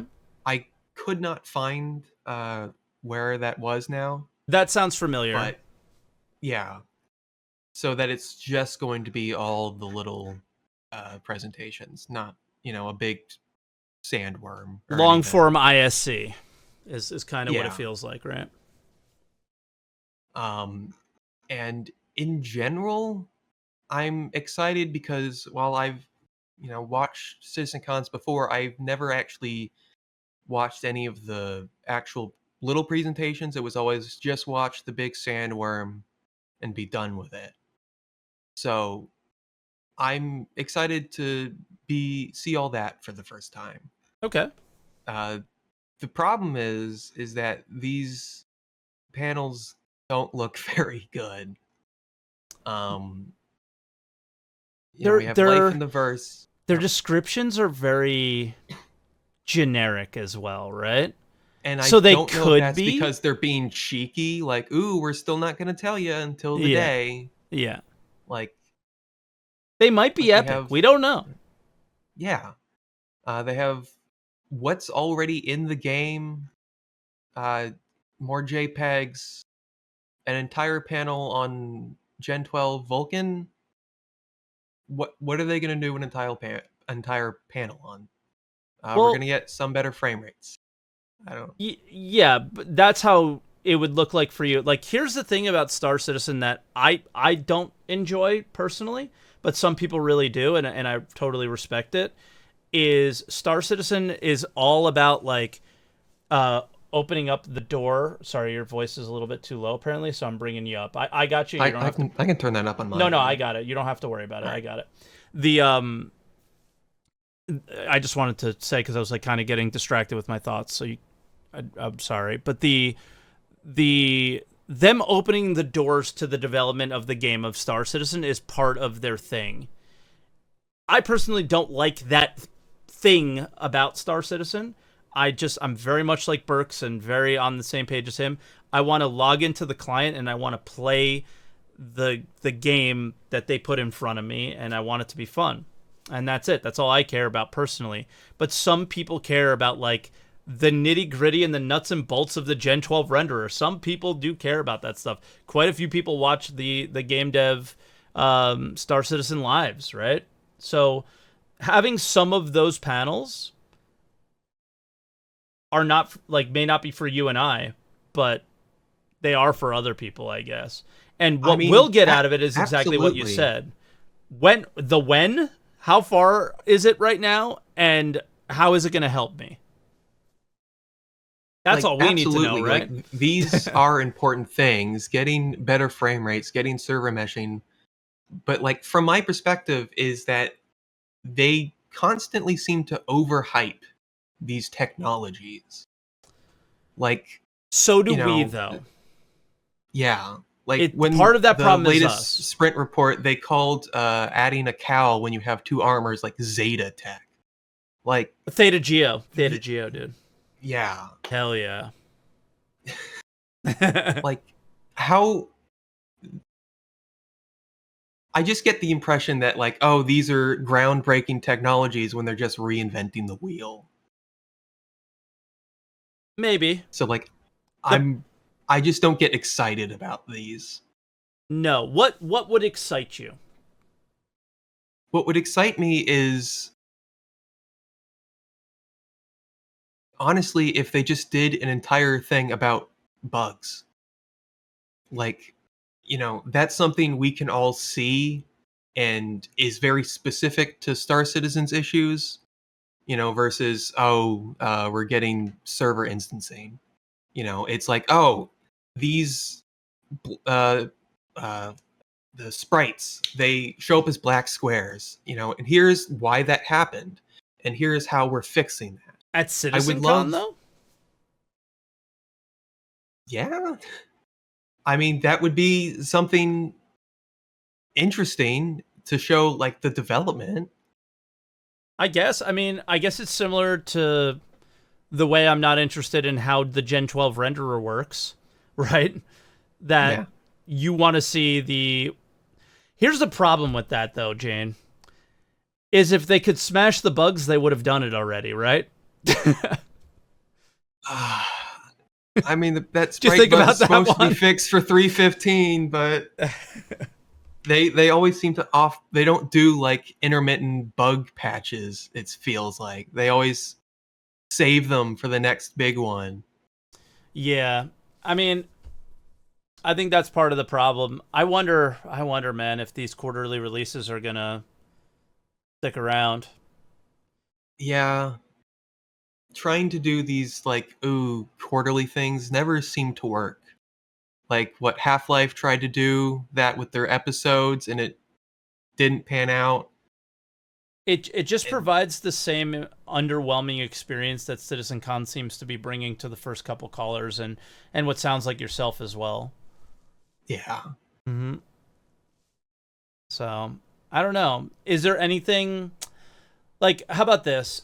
If they did show you something, let's remove, like, the game dev aspects from it a little bit. What would you want to see? I would want to see... For the more, like, joyful backer stuff, right? Like, that I would want to see true persistence. Okay. Like, when I log out and log back in, like, your food and drink, like, resets, I think. I have never had to actually buy food and drink to, like, manage that bar. Yeah. When you log out and in, it's always, oh, you respawn at whatever station. Like, I want to be able to go out in my spaceship and stay in it. Like, when Me too. homesteading was on the roadmap, but they gutted that. Like, oh, can we finally get, someplace to stay and call our home? Mm-hmm. Like, I'm excited for the hangars. Like, a Oh, our real own place that we personal can ones. call. Yeah. That we can call our own. Because, like, I think habs are persistent, but you're always changing which one you spawn at. Man, what And- a good point. What a good point you make. Don't you think that Star Citizen, like, one of the biggest problems with the game currently is the lack of ownership? Even though you own your ship, doesn't it feel like it's not yours? Absolutely. Don't you feel like you're just renting it? Yeah, because, like, habs, I was just exploring Microtech one time, and I took the time to actually explore around the hab there. And, like, oh, all the cabinets can open, and you can turn the lights off and on. And it's like, okay, but every time I join a server, my hab's location changes. Yeah. And there's no way you can check that you're in floor 8, room 3. Yeah. So once you leave the hab, you're never going back there. So hangars could be that, because hopefully it's not, it's always your hangar you're going to. So I can put, that 2014 Christmas wreath I've had sitting in my hangar app on the website. I could put that somewhere. I can actually take the time to call something my own. Yeah. Somebody asked me to elaborate on what I meant by that. I think one of the problems for me with Star Citizen and what I think would be a really huge win, and I agree with you, oh my goodness, 1,000%, to see that persistence, that coffee cup tech that Chris Roberts talked about, right? Is that I place this thing here and it will be there when I come back to it. The idea of the world I play in Star Citizen, I feel like I'm just kind of living in Chris's world, but when I think when you really find love for a video game, it's when it's your house in the game. It's your ship. The customization is one thing, but just the fact that we all look the same armor, same ship, same paint jobs for the most part, it gives the world a detached feeling. Whereas when things start persisting and you have your hab and you set up your lights the way you want them, you put your stuff in it that you want, it's where I store these things because of these reasons.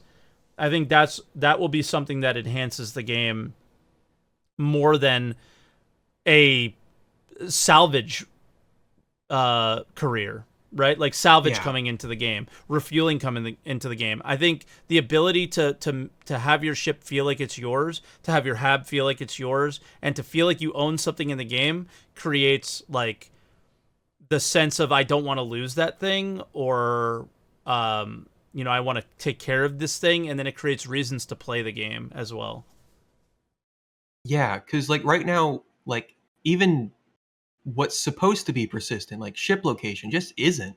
Like I will go and do a hangar or a bunker mission. I will do that, come back out, my ship's just gone. Fucking gone. Yep. Like, oh, I stole someone's ship. I did this yesterday. Someone like had a bounty on me and I stole their ship. I go out and I go do one of the comm array missions, turn it off. I go inside, I come back out, ship's gone. Like,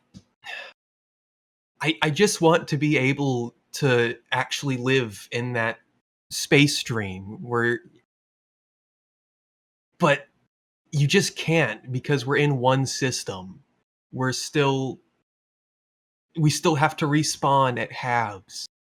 It I think takes you'll like forever to 315. get down. I am excited for 315 in general.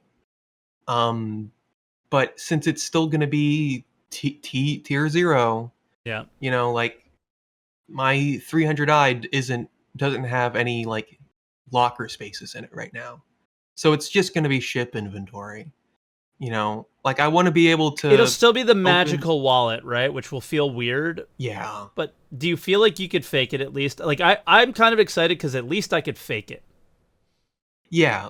Like I still try and get as much hashtag immersion out of the game as I can. Yeah. Like I walk places in Star Citizen right now. I will take off my spacesuit and like, you know, buy clothing.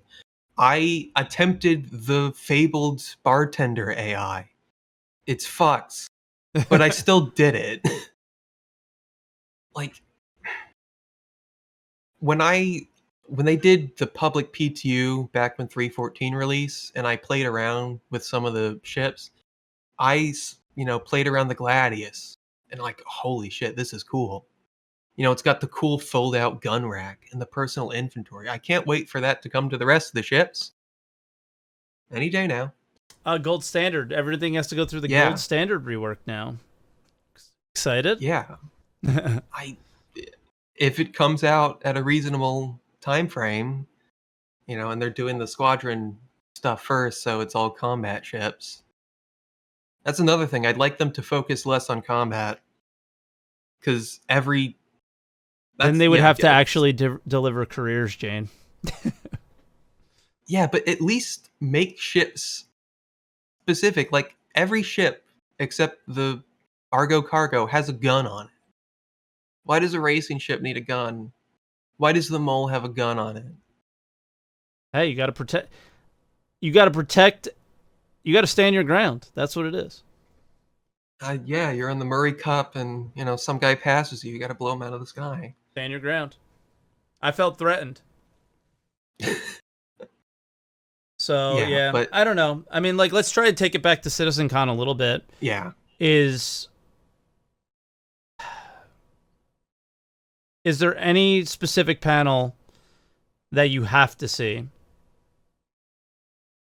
I'm gonna watch the ship one. You know, I still love JPEGs. Okay. They mentioned much anticipated updates about a fan favorite vessel. Banu Merchantman? Question mark? No, I have not spent $400 on. No, but do you think that's what they're going to be showing?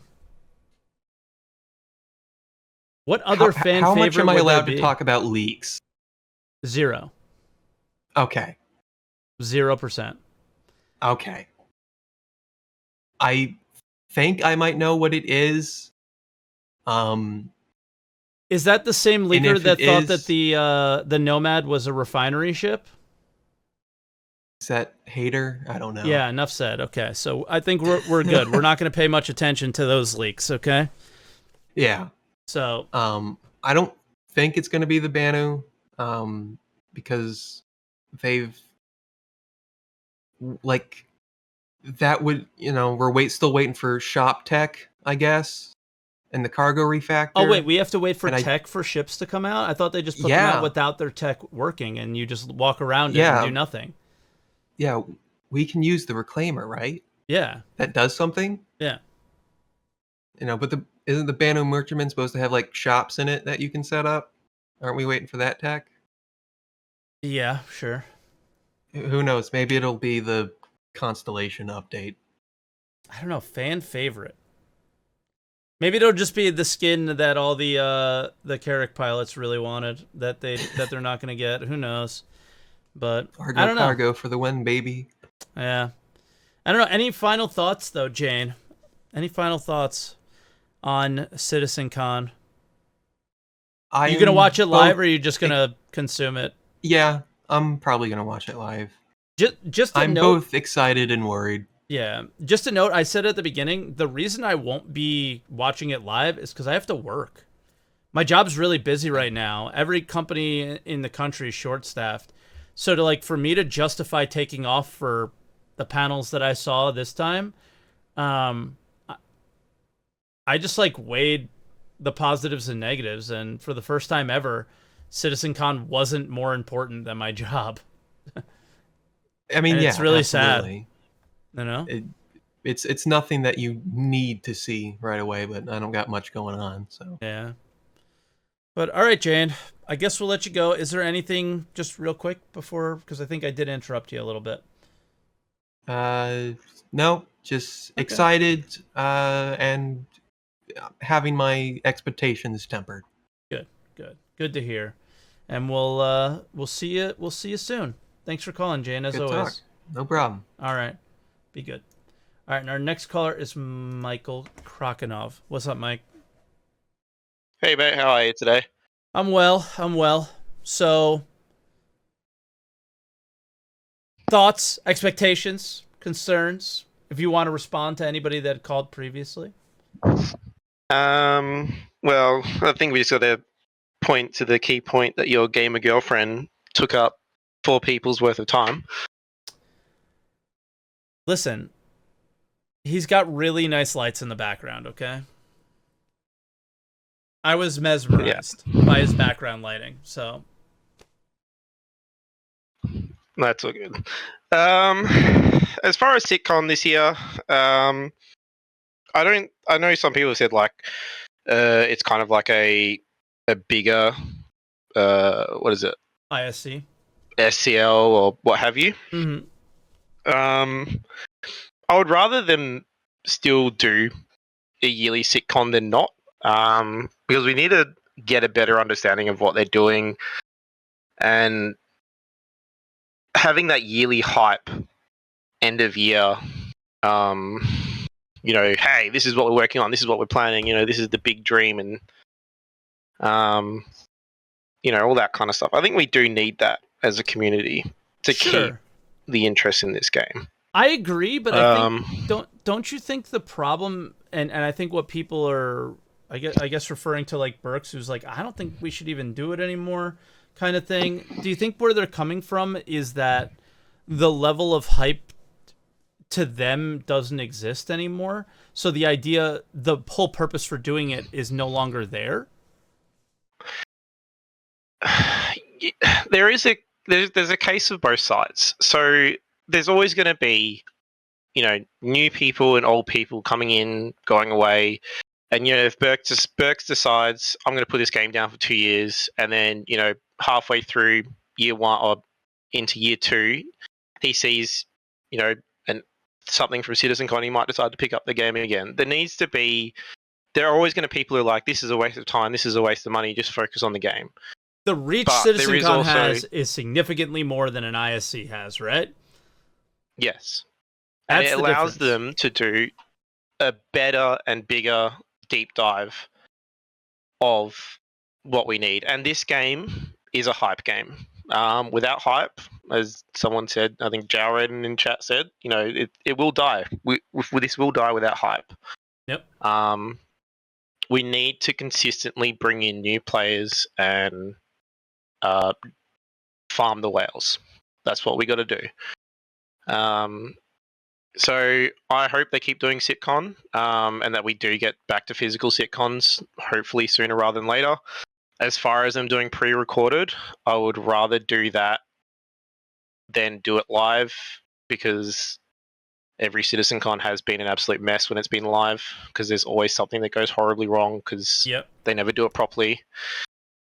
As far as the panels that I'm looking forward to, Tony Z's panels, as I said, him and Richard Tara are probably the only 2 people I still have faith in the company, as ridiculous as that is. As far as forward-facing people, I know a lot of the people that work there are doing a fantastic job. I don't want anyone to think that I'm saying that, not a lot of people. As far as the people that we see, face-to-face, as close as that is, I think those 2 are the people that are the most switched on and wanting to get a game out for us. So I'm looking forward to Tony's panel. I'm not going to lie, ships. As far as I'm concerned, the player character that we have isn't the character that will represent us. It's the ships that we fly are what's going to represent us. And I think we're looking at it as your ship is your main character. And the way you when we get to that point when you customize it, you Wow, do so your I could paints buy and, a bigger main character for real money? Yeah, That's you sick. can. Real money. Yeah. It's actually sick, dude. Yeah, I know, right? You can just upgrade yourself, give yourself some bigger guns and a couple extra inches here and there. Mike, But I gotta jump in because I disagree with you completely. Don't you Yeah. think that's what separates Star Citizen from Elite? Don't you think that's what makes Star Citizen the hype game that it is? The fact that you are separate from your ship, the fact that you aren't Yeah, of course. your ship. yeah, I think that definitely takes a part of it. But a lot of people's, for this game, their identity is going to be their ship that they fly, their ship that they love.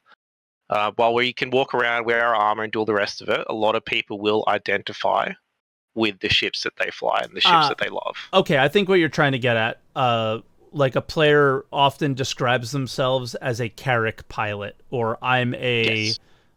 mole pilot, or something like that. Okay. Yeah. Okay, I understand now. So like, and to them, their character is represented by that ship. Okay. So I'm always interested to see what they come up with as far as ships are concerned. You know, are we going to get, you know, an idea of some different salvage ships because they are working on salvage? Are we going to get? We're still missing a mid-tier salvage ship, and the Reclaimer I think is classified as capital class as far as because you've got the Orion is capital, Mole medium. We're missing a large mining ship. So either a large or capital salvage ship, they might preview that. We're meant to be getting a variant of another ship, so we'll see how that goes. That would And piss me off, there's- Mike. If we saw if they showed us something with salvage in terms of ships at CitizenCon without actually having already prototyped salvage in the game with us actively giving feedback on it, don't you think that's kind of a problem? Like when I look at the Orion, I'm like, man, I don't know how it's going to work. I don't know how like when you look at these really big ships and the ships that were made forever ago, the game once you implement things in the game, like things change, right? So the way we interact with it changes, all that stuff. So the idea of like them making the mole because it kind of was a necessity and they don't it's not what they like for me, I don't want them like please have your basic salvage in and then grow it into something where you tie another ship to it maybe, then make that ship. Yeah. It's like if they they show me some salvage ship at CitizenCon without ever, you know, with salvage still being like this imaginary thing, like that would actually upset me. That would really upset me. Because I think Tier 0... Well, when's the Vulture coming out? Is Q1 next year from memory? So that's what we're meant to be getting. Sometime next year. Sometime next year. Well, I think at this point in time it is still locked in air quotes.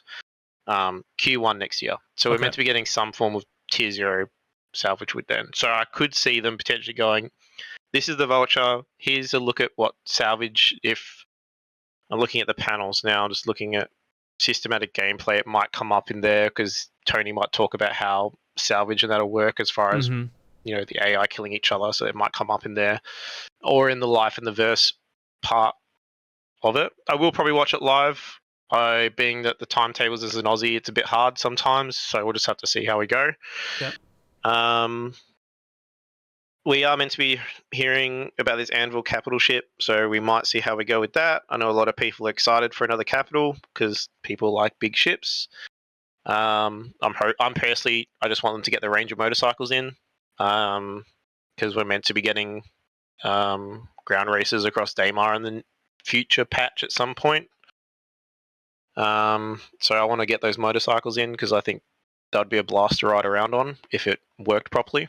What would the ideal demo look like to you? I've asked pretty much everybody this up to this point.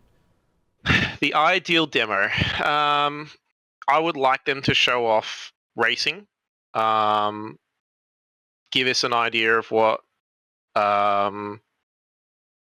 well, I think racing can do a lot. So if they did like say ground racing, they showed off the Daymar stuff, you could easily show off, hey, this is what racing will look like as far as ground races, and then you can show off repair, refueling as part of that, because you know you're going to have to do that as as far as racing. So they can say, this is what this could look like. And then you could also bring in higher grade medical gameplay as far as that as well. So I would like to see something as far as that.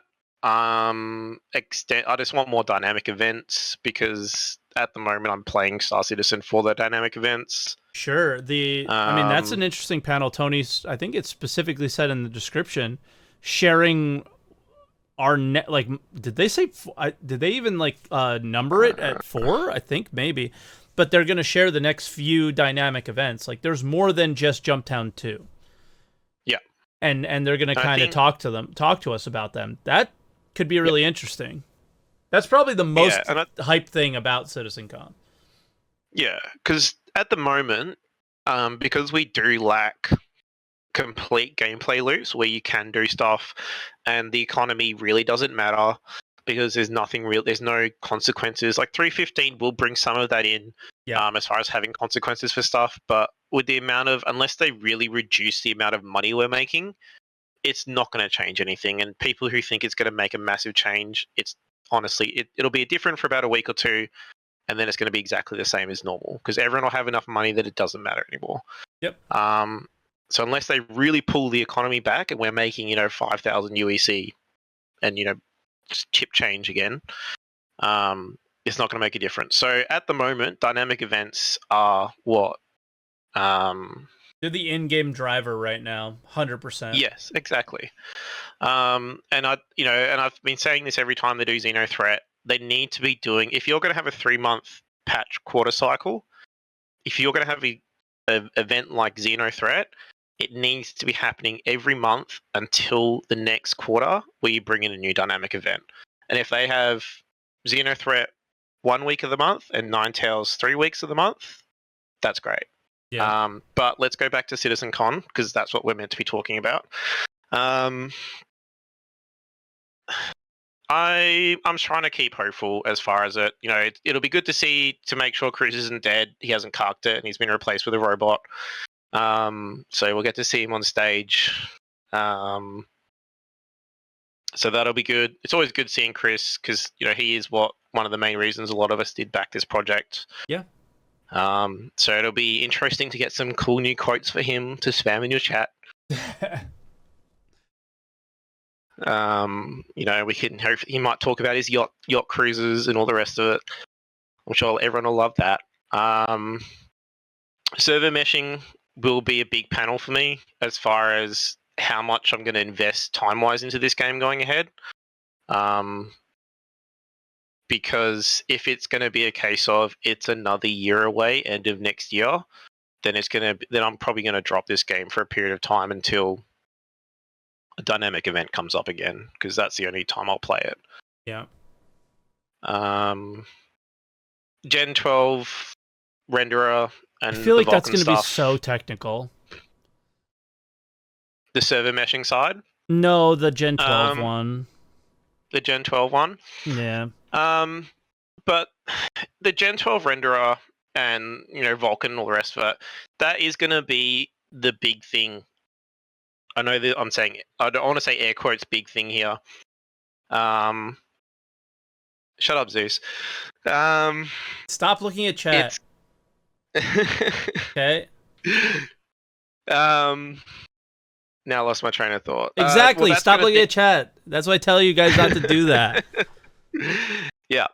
As far as Vulkan and the Gen 12 stuff, that should be what opens up this game to a lot more people as far as optimization. So it means that people with, less mic level PCs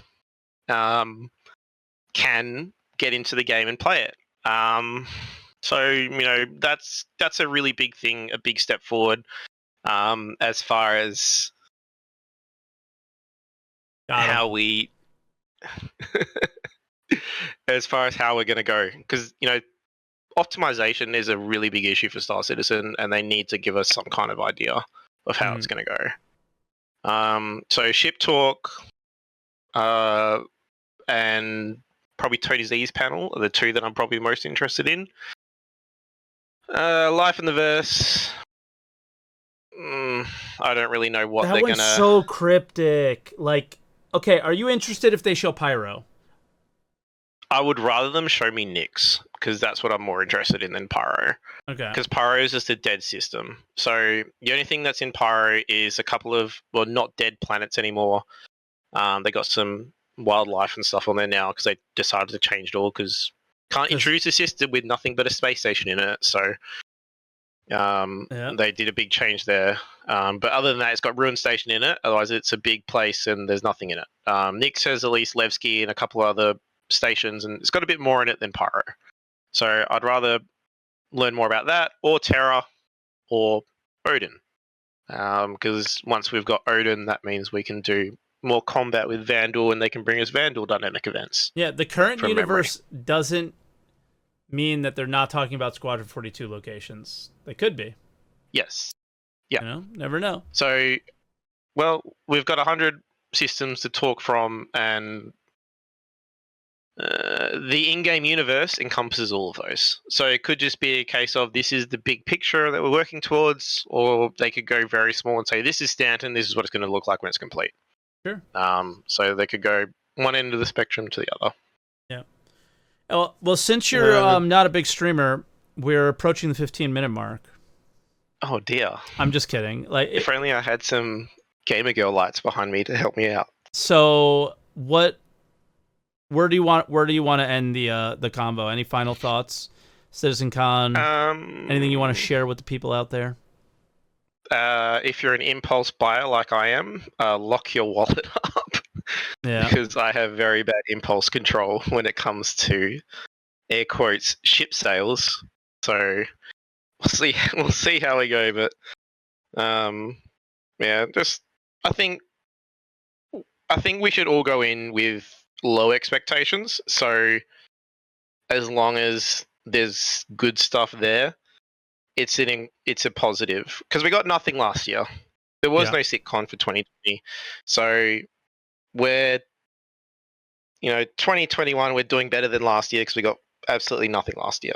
So it's better than nothing. So I'd rather as I said, I'd rather have a SitCon than not.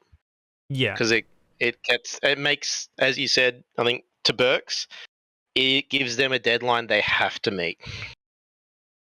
So everything that's on there has to be done, and they have to show us something. The problem is it doesn't have to work for us. And that's what I think Berks really was feeling strongly about, and that's something that has really shown over the last couple of years, is that it used to have to work for us, now it doesn't. Like, one of the big demos I remember was 2.0. And like, you did wake up at Port Olisar, and you did walk up those same stairs. You did look to the right, and there was Crusader. Yeah. Now it's like just fake. It feels like. Yeah. It's tough. Yeah. Well, it's all back end tech stuff. So it's all this is all tech that they it's experimental tech stuff, and if they put it into the verse, it's just, or into the PU, it'll just break and it won't work, and it works in a very small environment on their own internal servers. It probably works on one computer only. To be fair to them, some of the coolest stuff I thought at that 29 CitizenCon was like the hot and cold mechanics.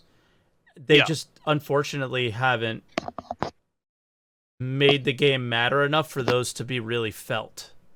Like they don't give you a reason to go stand on a planet for a while, right? Maybe on 315 we will. Who knows?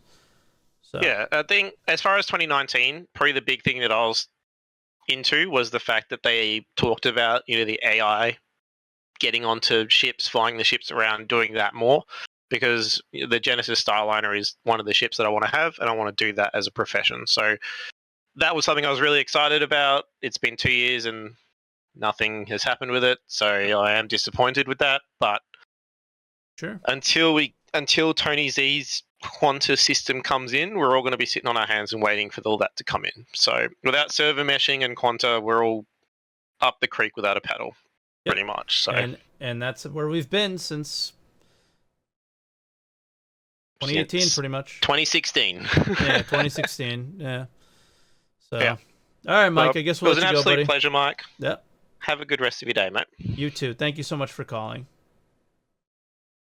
Bye bye.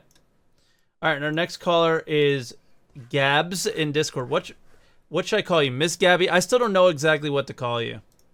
What do you go by? Is Gabby okay? Yeah, Okay. Gabby is okay. So, Oh boy. uh-oh. Another... Oh no. Wait, Gamer Lights.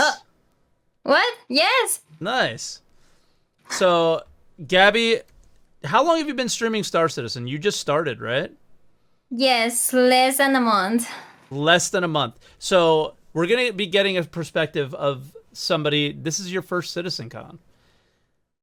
Yes. Guys, please be nice. I'm new at the game. I shouldn't be here. What do you mean you shouldn't be here? I don't want to say the wrong thing. I'm super new. I'm a newbie.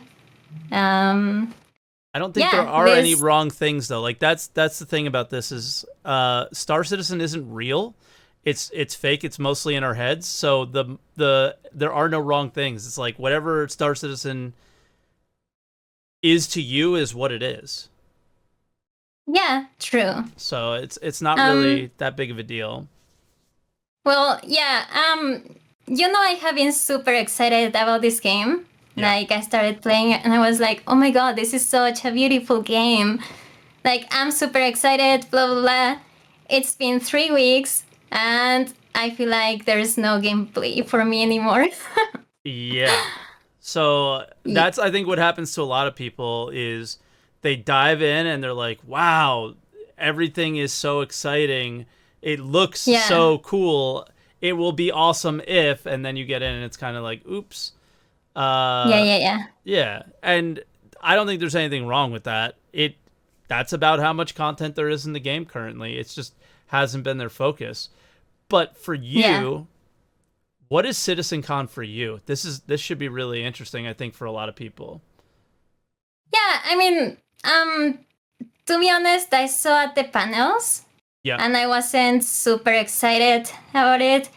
I'm really interested about server meshing. Okay. But I mean, that's gonna happen in like 10 years, right? So I feel like it's kind of useless to talk about that right now. So, I mean, for me, like conventions, it's to celebrate stuff, you know?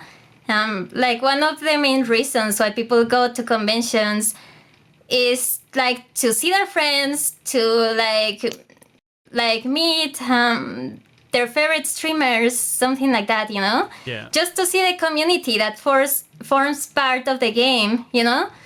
That's why I kind of feel bad for you that your first CitizenCon is this one. Yeah, I'm so sad because, I mean, I have met so many amazing people. I feel like the community is amazing, to be honest. I know, like, you say, like, no, like, this is the most toxic community. No, it's not. Trust me. No, it's not. I think we all know it's not. There's some sore apples, but it's definitely not the most toxic community. That's for sure. Has anyone played League? Yeah, I was a League of Legends streamer, so. Oh, okay. Yeah, there you go. So this is like this very calm and awesome. Yeah, I used to work for esports, for LCS teams, so I have like an esports background, you know? Okay. But yeah, like a friend convinced me to get this game. Like he showed me videos for years trying to convince me to get the game. And I will just look at the game and my friend will be like, Gabby, like, this game is gonna be amazing. You need to get it. You need to play it. And I was like, I mean, can you play it now? He's like, not really, but you're gonna be able to. And you know what happens? I finally got the game, and today I crashed like 8 times. No, it's not. It wasn't my computer. I have a good computer. I always get like 30Ks. Yeah. it's Welcome. like there's a lot of bugs. It's a path you know? of what is it called? Like you have to go through this period. It's like we've all been through this. But Yeah. what man, again, like I said, this is so frustrating because CitizenCon is actually really awesome. And for all the reasons that you said, that's what makes it super cool. And not only is it really cool because you meet all your friends, but like for Star Citizen, some of the developers are kind of rock stars too, but they're actually really approachable at these events and really cool and really nice to talk to. Yeah. And so that's another thing that makes it really awesome. What were your expectations going into this before they announced it? And the sitcom? Yeah, like before they said the panels, what did you think it was going to be? Well, honestly, because of COVID, because I have been super hyped for TwitchCon. I went to TwitchCon like before COVID and everything, and it was great, you know. I went to TwitchCon, BlizzCon, a bunch of conventions, you know. And I wasn't really excited for SitCon. Like, people in my chat were like, oh, like, Gabby, are you excited for this? Like, they are gonna announce it soon, blah, blah, blah. And I was like, well, like, I guess, like, it's gonna be kind of hype. Like, they are gonna show some stuff, announce some stuff. But, do you watch the ISCs and stuff? But it's online. Yeah, I watch it. Do you like that kind of like? Does that get you excited about the game at all, or? Yes, Okay. It's exciting, but at the same time, like Berks said, I think I prefer if they fix the bugs instead of, because I feel like I don't know, I'm a new player again. I might be wrong. But I feel like they keep pushing for a lot of things, a lot of great and big things. And that's great, you know? But they are gonna add, like, in 3.15, they are gonna add, like, this amazing gameplay, like, the medical stuff, the new inventory, everything. But are they gonna fix the bugs that we have right now? And there's probably gonna be more bugs there. Yeah. So I feel You're like a veteran. You understand.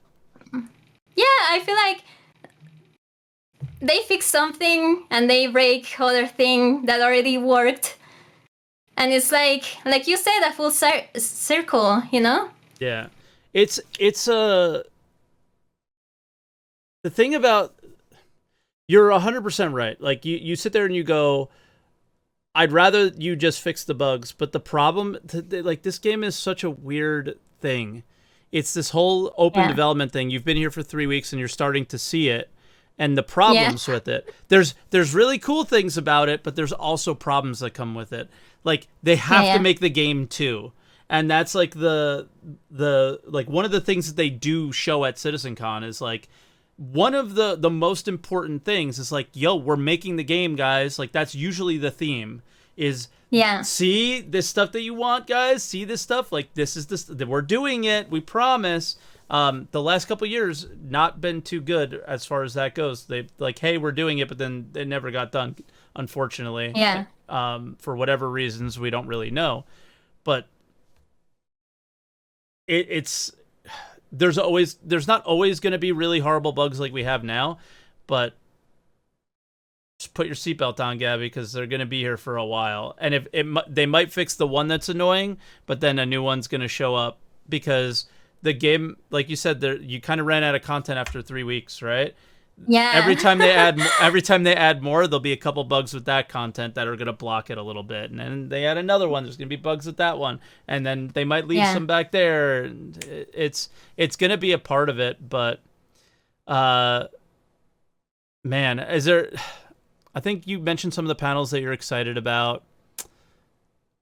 I don't know. Let me ask you this then. Let's just get like more of a sense of like what excites you about the game. You're a PvPer, right? Yes. Do you care for the missions or something that they might talk about, or the the planets and the way it looks. Like, obviously you got excited about the way the game looks, right? At first. Yeah, of course. Yeah. Okay. Yeah, for missions, yes. Like, I love PvP. A lot of people have been training me for PvP. I'm really thankful. But I also do missions, and I enjoy them. It's fun.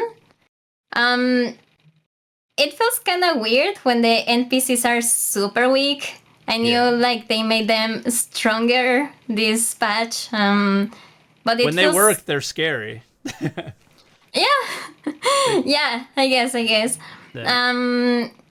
But yeah, like we need more missions because, like I said, well, I have been playing this game for hours. Maybe I'm just like an addicted gamer. Maybe, I don't know. I went through all the missions. I play them a lot. So maybe it's just me. I don't know. Because I play the games for like 10 hours a day. Yeah, like every day on Twitter, she'll be like, 15-hour stream today was so fun. I'm like, how do you play this game for 15 hours? I played for 4, and I'm starting to like be like, all right, guys, like I think I kind of want to play something else right now. I don't know about you guys. Can we watch some videos or something? And Gabby's like, 15-hour stream was awesome, and I'm like, what the hell? How are you doing this? So yeah, I don't know. I think that's why it took 3 weeks to get through all the possible content, is because you played 3 months worth of time in 3 weeks. Yeah, probably. Yeah. So a little overly excited probably, but yeah, I mean, yeah. I think I was probably like super excited because like as a new player, like I didn't know how to do anything, and this is a really complicated game. I feel like there's like a bunch of details, a bunch of stuff to do, and I kind of feel bad for the new players if they don't have anyone to help them or explain the game to them, Yeah, that's why they made that system, but it's still complicated to get into, like basically like Sherpas to help you. And yeah. But it's and not I didn't know about that easy to get system until like 2 weeks later. Yeah. But like you basically got your help because you turned on your stream. Yeah, I was like, you know what? I'm gonna play this game. I'm gonna stream it. Yep. And I got a bunch of new people. They are like, oh, you're a new player. Like, we're gonna help you with this and that and everything, And I was like, oh, damn. Like, this is actually a good way to learn how to play. Yep. And they will tell me like, oh, watch this video, blah, blah, blah. They will tell me to watch Berks' video. And they send me like a bunch of videos and I will watch them, Yep. I didn't watch a lot of Twitch streamers before this. And I have been watching a lot of Star Citizen streamers just because I wanted to learn the game. Yeah. But yeah, I feel like I got like I don't know.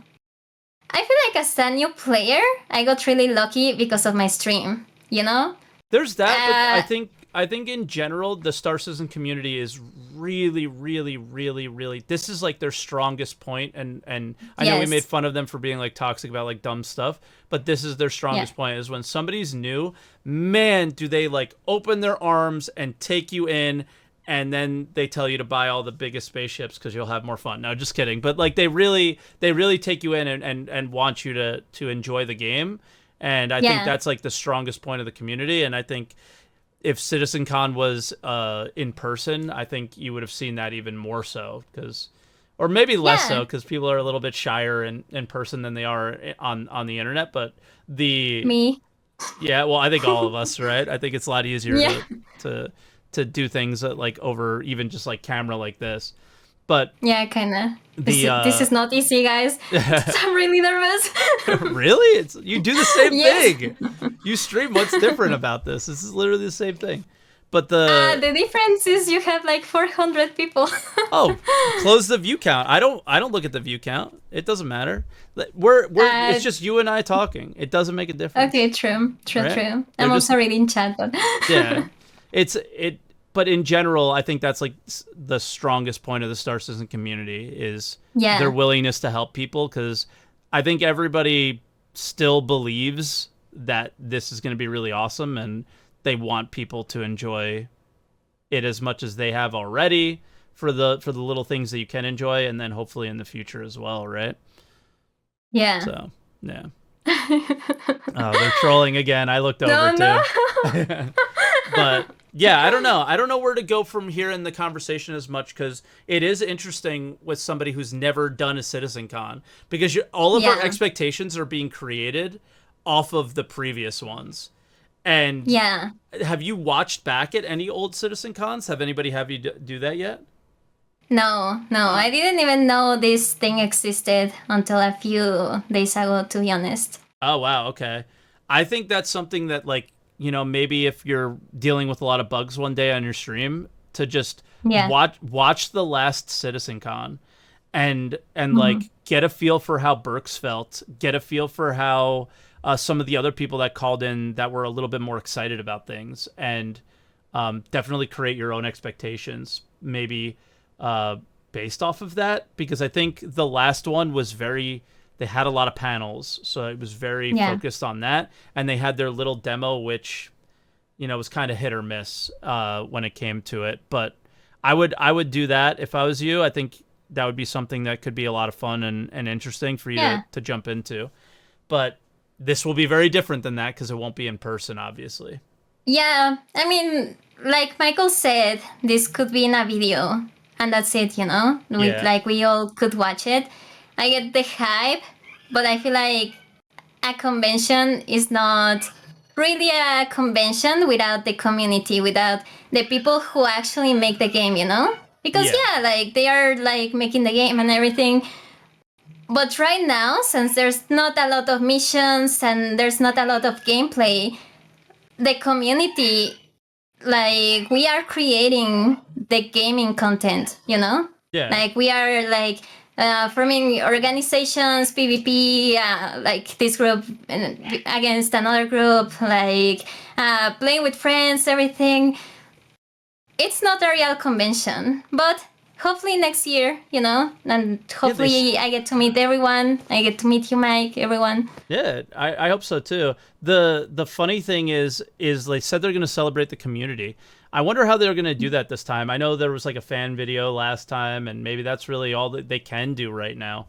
Yeah. I know people like are submitting videos and stuff for it, but yeah, I mean that's the one thing that's like 2 years, and we haven't done that. I know a lot of people in the chat, and probably that'll watch this on YouTube or whatever, are going to feel pretty sad at this moment. It's like, man, it's been 2 years since we all got together and celebrated whatever this thing is turned into, you know?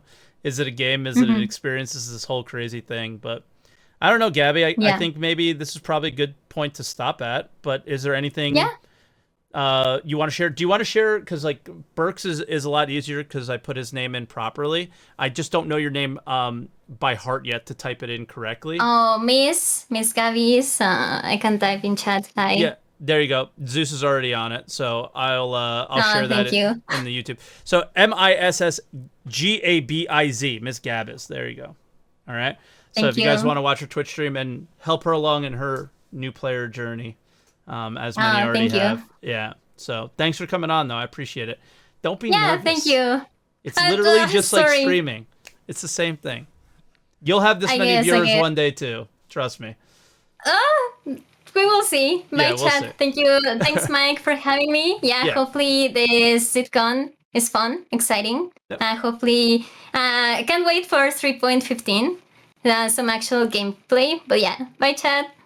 Yes, looting and get everyone getting upset. Bye-bye. She literally ran away. All right. Our next caller is ASN, and somebody that I really, really want to talk to about this.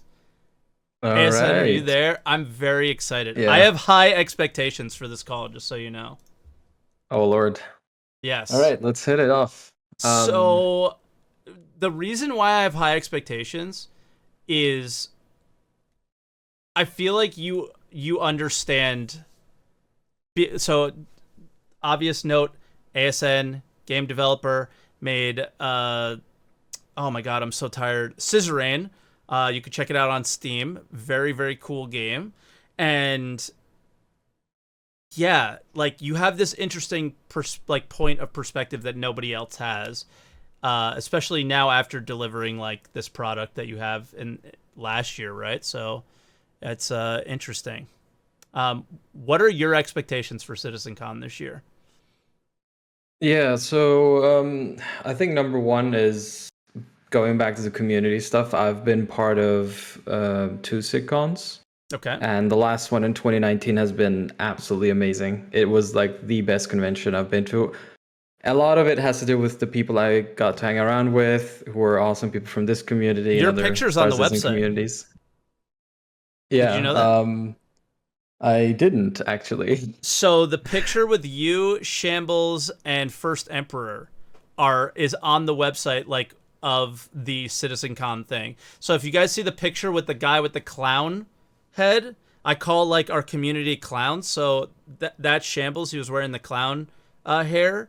ASN's in that. So there was like a little picture there. I don't know how they got it and who posted it or whatever, but that's funny. They got it. Yeah, somehow. no, it was a great atmosphere, and most of all, it was just getting together with these people and getting excited for the game in a very well decorated and arranged space.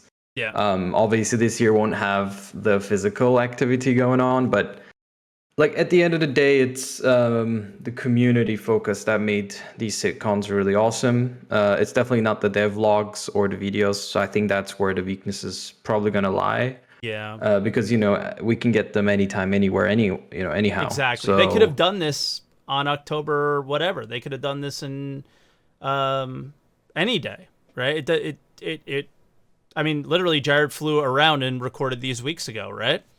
It's not as special as it normally would be. But I think we all understand that it can't be, you know? Yeah, and it's what to do with the limitations. I mean, for me personally, with the game dev perspective that I have, I really appreciate the panels of tech stuff. I think they're really cool. I think they have a value beyond the Star Citizen community of helping other game developers have an insight. Sure. I mentioned this before. There's a slight problem, not a lot, since the game dev industry is quite open, but there's still some problem regarding the more AAA, more larger productions and them sharing their tech in the industry. And in that way, Star Citizen is breaking that boundary in many aspects. Sure. Yeah, they're very open. I mean, they're going to talk about meshing. I don't know, and the Gen 12 renderer and all that stuff. I am always surprised that they do that, to be honest. But I guess the thing that I really wanted to ask you is what is a game developer's goal for these things? Because I think like the first callers, like Berks especially, they're starting to get very frustrated with the funding driveness and the marketing and the, I guess, corporatization of these things, and less it being about the game stuff. So as a developer, like, you know, you have a unique perspective to share on this. Is what is CIG's goal for CitizenCon? Why are they doing it? I think there are a couple of goals. Initially, it was definitely the larger funding pots they'd received from these types of events and the ship fundings that drove, the majority of their sales every year. We've seen a shift in that in the last years. So things have changed a bit with the free flying events coupled with, in-game activities that have drawn people outside of CitCon, which is a healthy shift in my opinion. And companies generally tend to follow the funding shifts rather than what the right thing to do, which is just a general human thing. And the fact that the CitCon demos, I think, were a bit too much effort was also like something that I think was mentioned by the previous callers. Yep. I do agree with that. Okay. So, for example, I can give you some examples. Like anytime we had to do a build for an event or a specific demo or all that stuff, we always branch it off of our main development. Yeah. Because that build has specific issues and that it has to be shown at a certain time. It kind of splits the workforce. half So to there's half most sometimes, likely a depending on your studio. CitizenCon branch if they're doing Yeah, a keynote of basically. some kind. Yeah, and this is a subject I've also talked to CIG devs about. I'm not going to say what they said, but Yeah. there are complications around it, specifically because if you're doing something for the event, like once you're branched off and there are certain parts of the things that you can't put back into the main branch, which is the issue where a lot of the work you do just goes into the bin because you're fixing bugs that wouldn't exist because things in the main branch have developed further, or you're just fixing it for an edge case because the showcase has to display a certain part of a feature. So it really becomes like a waste of development time, in my opinion. But waste is defined by who and how, that's another subject. Like if CIG like says that, yeah, we can make, a sitcom build in 2 months and we already use some of the stuff we're already doing on the main dev branch, but we get $10 million for it, then, like it becomes like a real bigger like argument. Exactly. Yeah. So, there's that aspect to that, which is not nice, but that's why like if somebody's going to do event specific builds, I would really, really focus on the like tying it with the main tech instead of showing stuff that won't be in the next patch. Okay. If there's going to be a demo, in my opinion, this is like a personal thing. Yeah. I think everything going into the Citizencon demo should be stuff related to what's the patch after 3.15 or 16? 3.17. I think it would be 3.17. Okay. Yeah, they're not on a 4.0. They have not. If like jump points magically make it into 3.17 or something, they would probably change it to 4.0. I mean, they don't need to have it named 3.17, I wouldn't imagine. But for now, it's still the 3 dot and just keep going as far as we're concerned right now.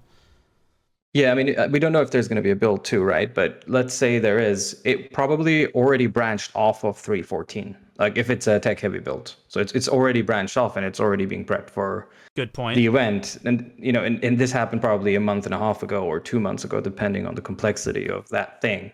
Well, let me ask you a question then. What if, since 3.15 is already very much in development, then basically what's happening is the devs are working on 3.15 in their own little mini branches that have not been integrated into the main branch yet, most likely. That's why you're saying it's branched off of 3.14, because that's the working build at the time, and the people who are working on 3.15 haven't integrated into main, right?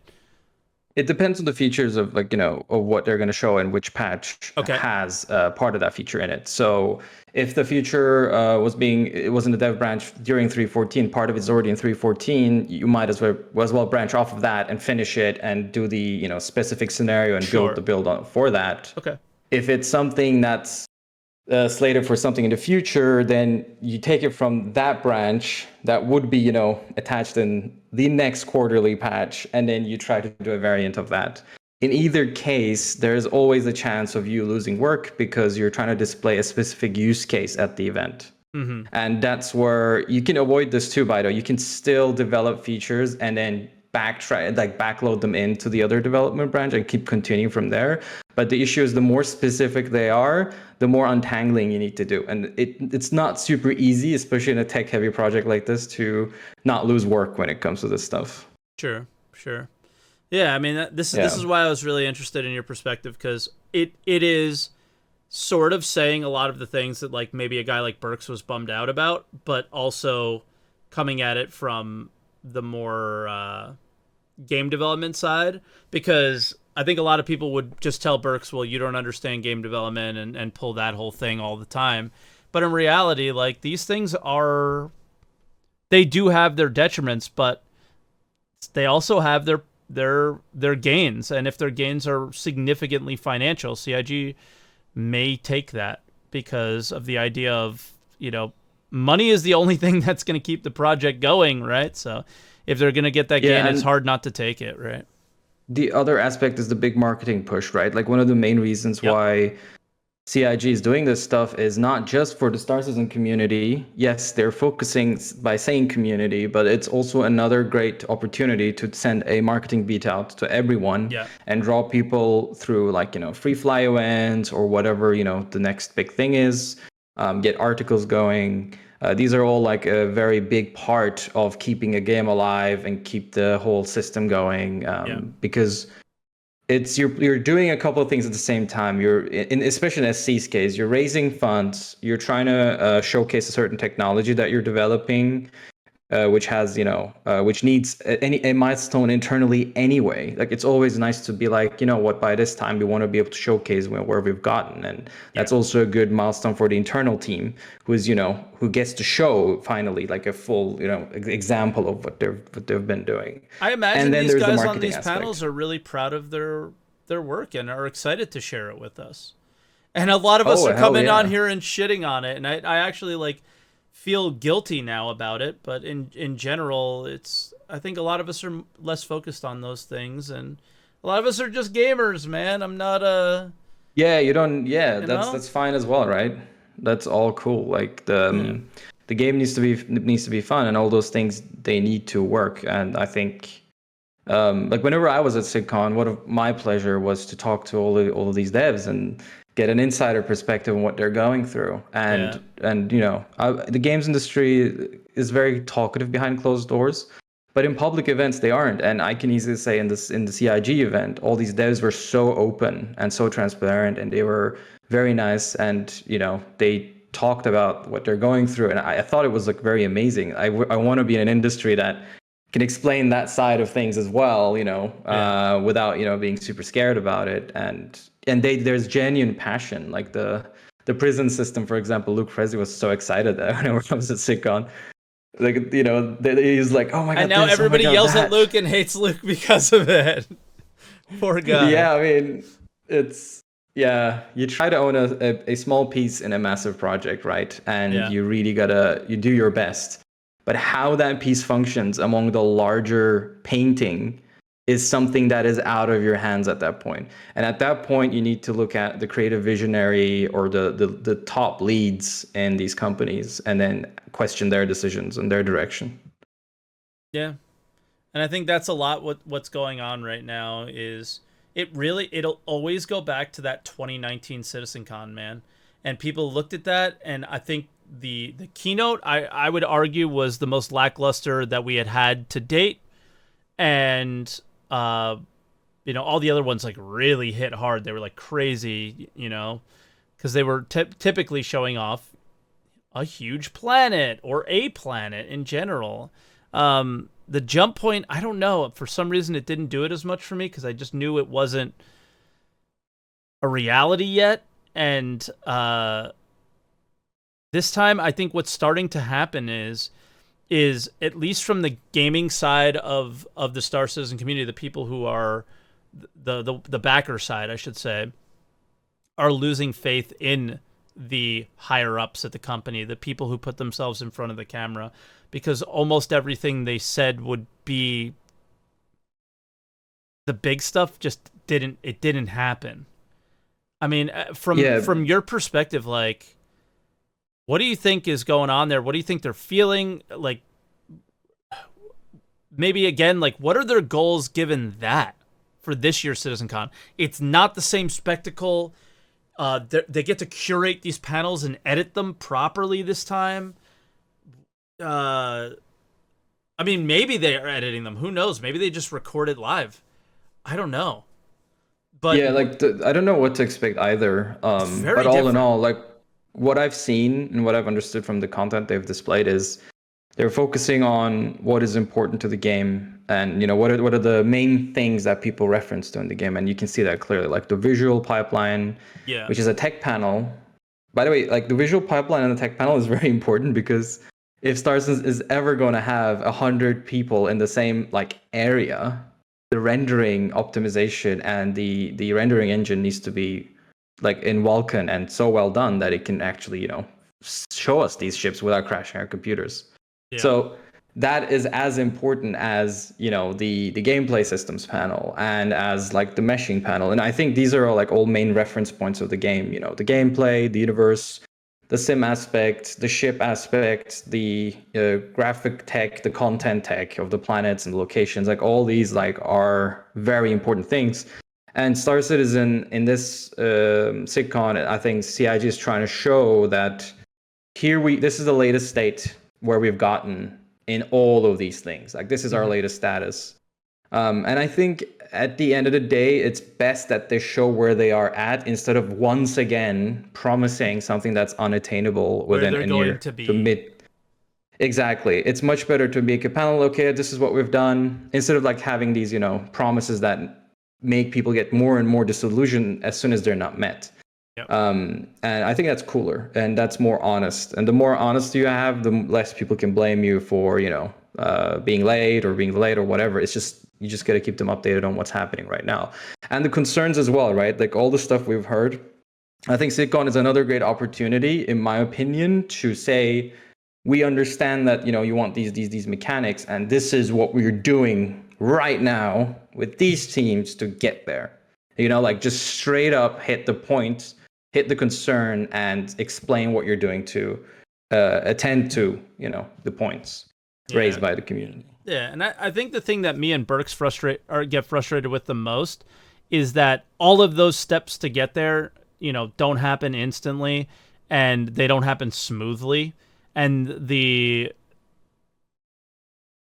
don't really care to make sure that the current experience is enjoyable enough while we wait. And I don't know if that's a realistic expectation for him and I to have. It most likely isn't, unfortunately. I doubt it. As long as tech development and feature development is aggressive at the back end, it's very nonsensical to polish the game to a degree where it's past that point normally. Like because it becomes a waste of time, because you would fix something that would break in 2 quarters again once you've rebuilt that system. And there's part of that happening. Obviously, there's also part where CIG is definitely not looking at the things that they should.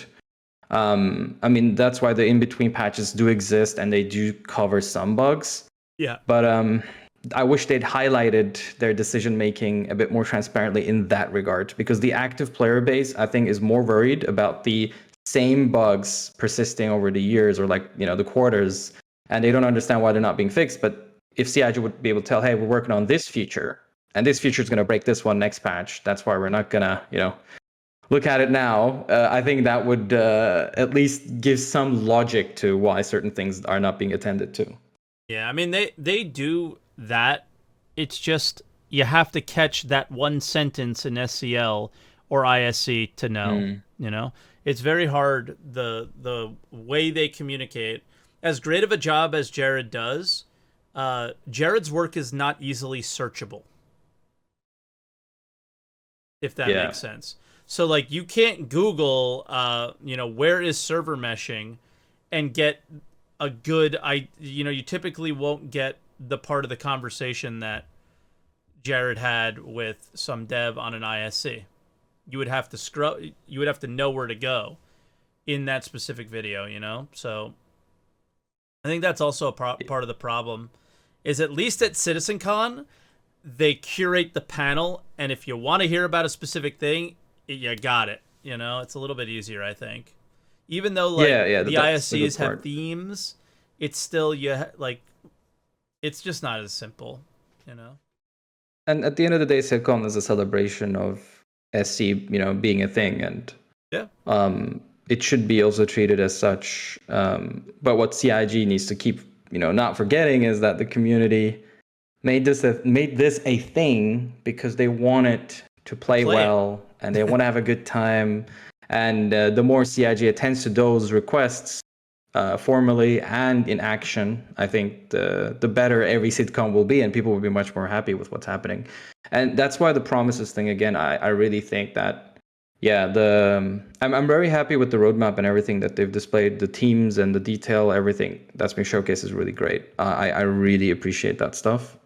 What I expect, I think also the main gripe with the community is the networking system is very, very problematic. It really frustrates me to such a degree where I can't play. I just cannot play. So I every time there's something about networking, And at this SitCon I'm excited to see what's what, because they have several engineers in their networking team now. I think it's more than 6. So I'm really excited to see what they've been up to in the past year. Because whenever I talk to Chris in 19, I remember. I mean, Chris's words are always, don't take it with a can't take them.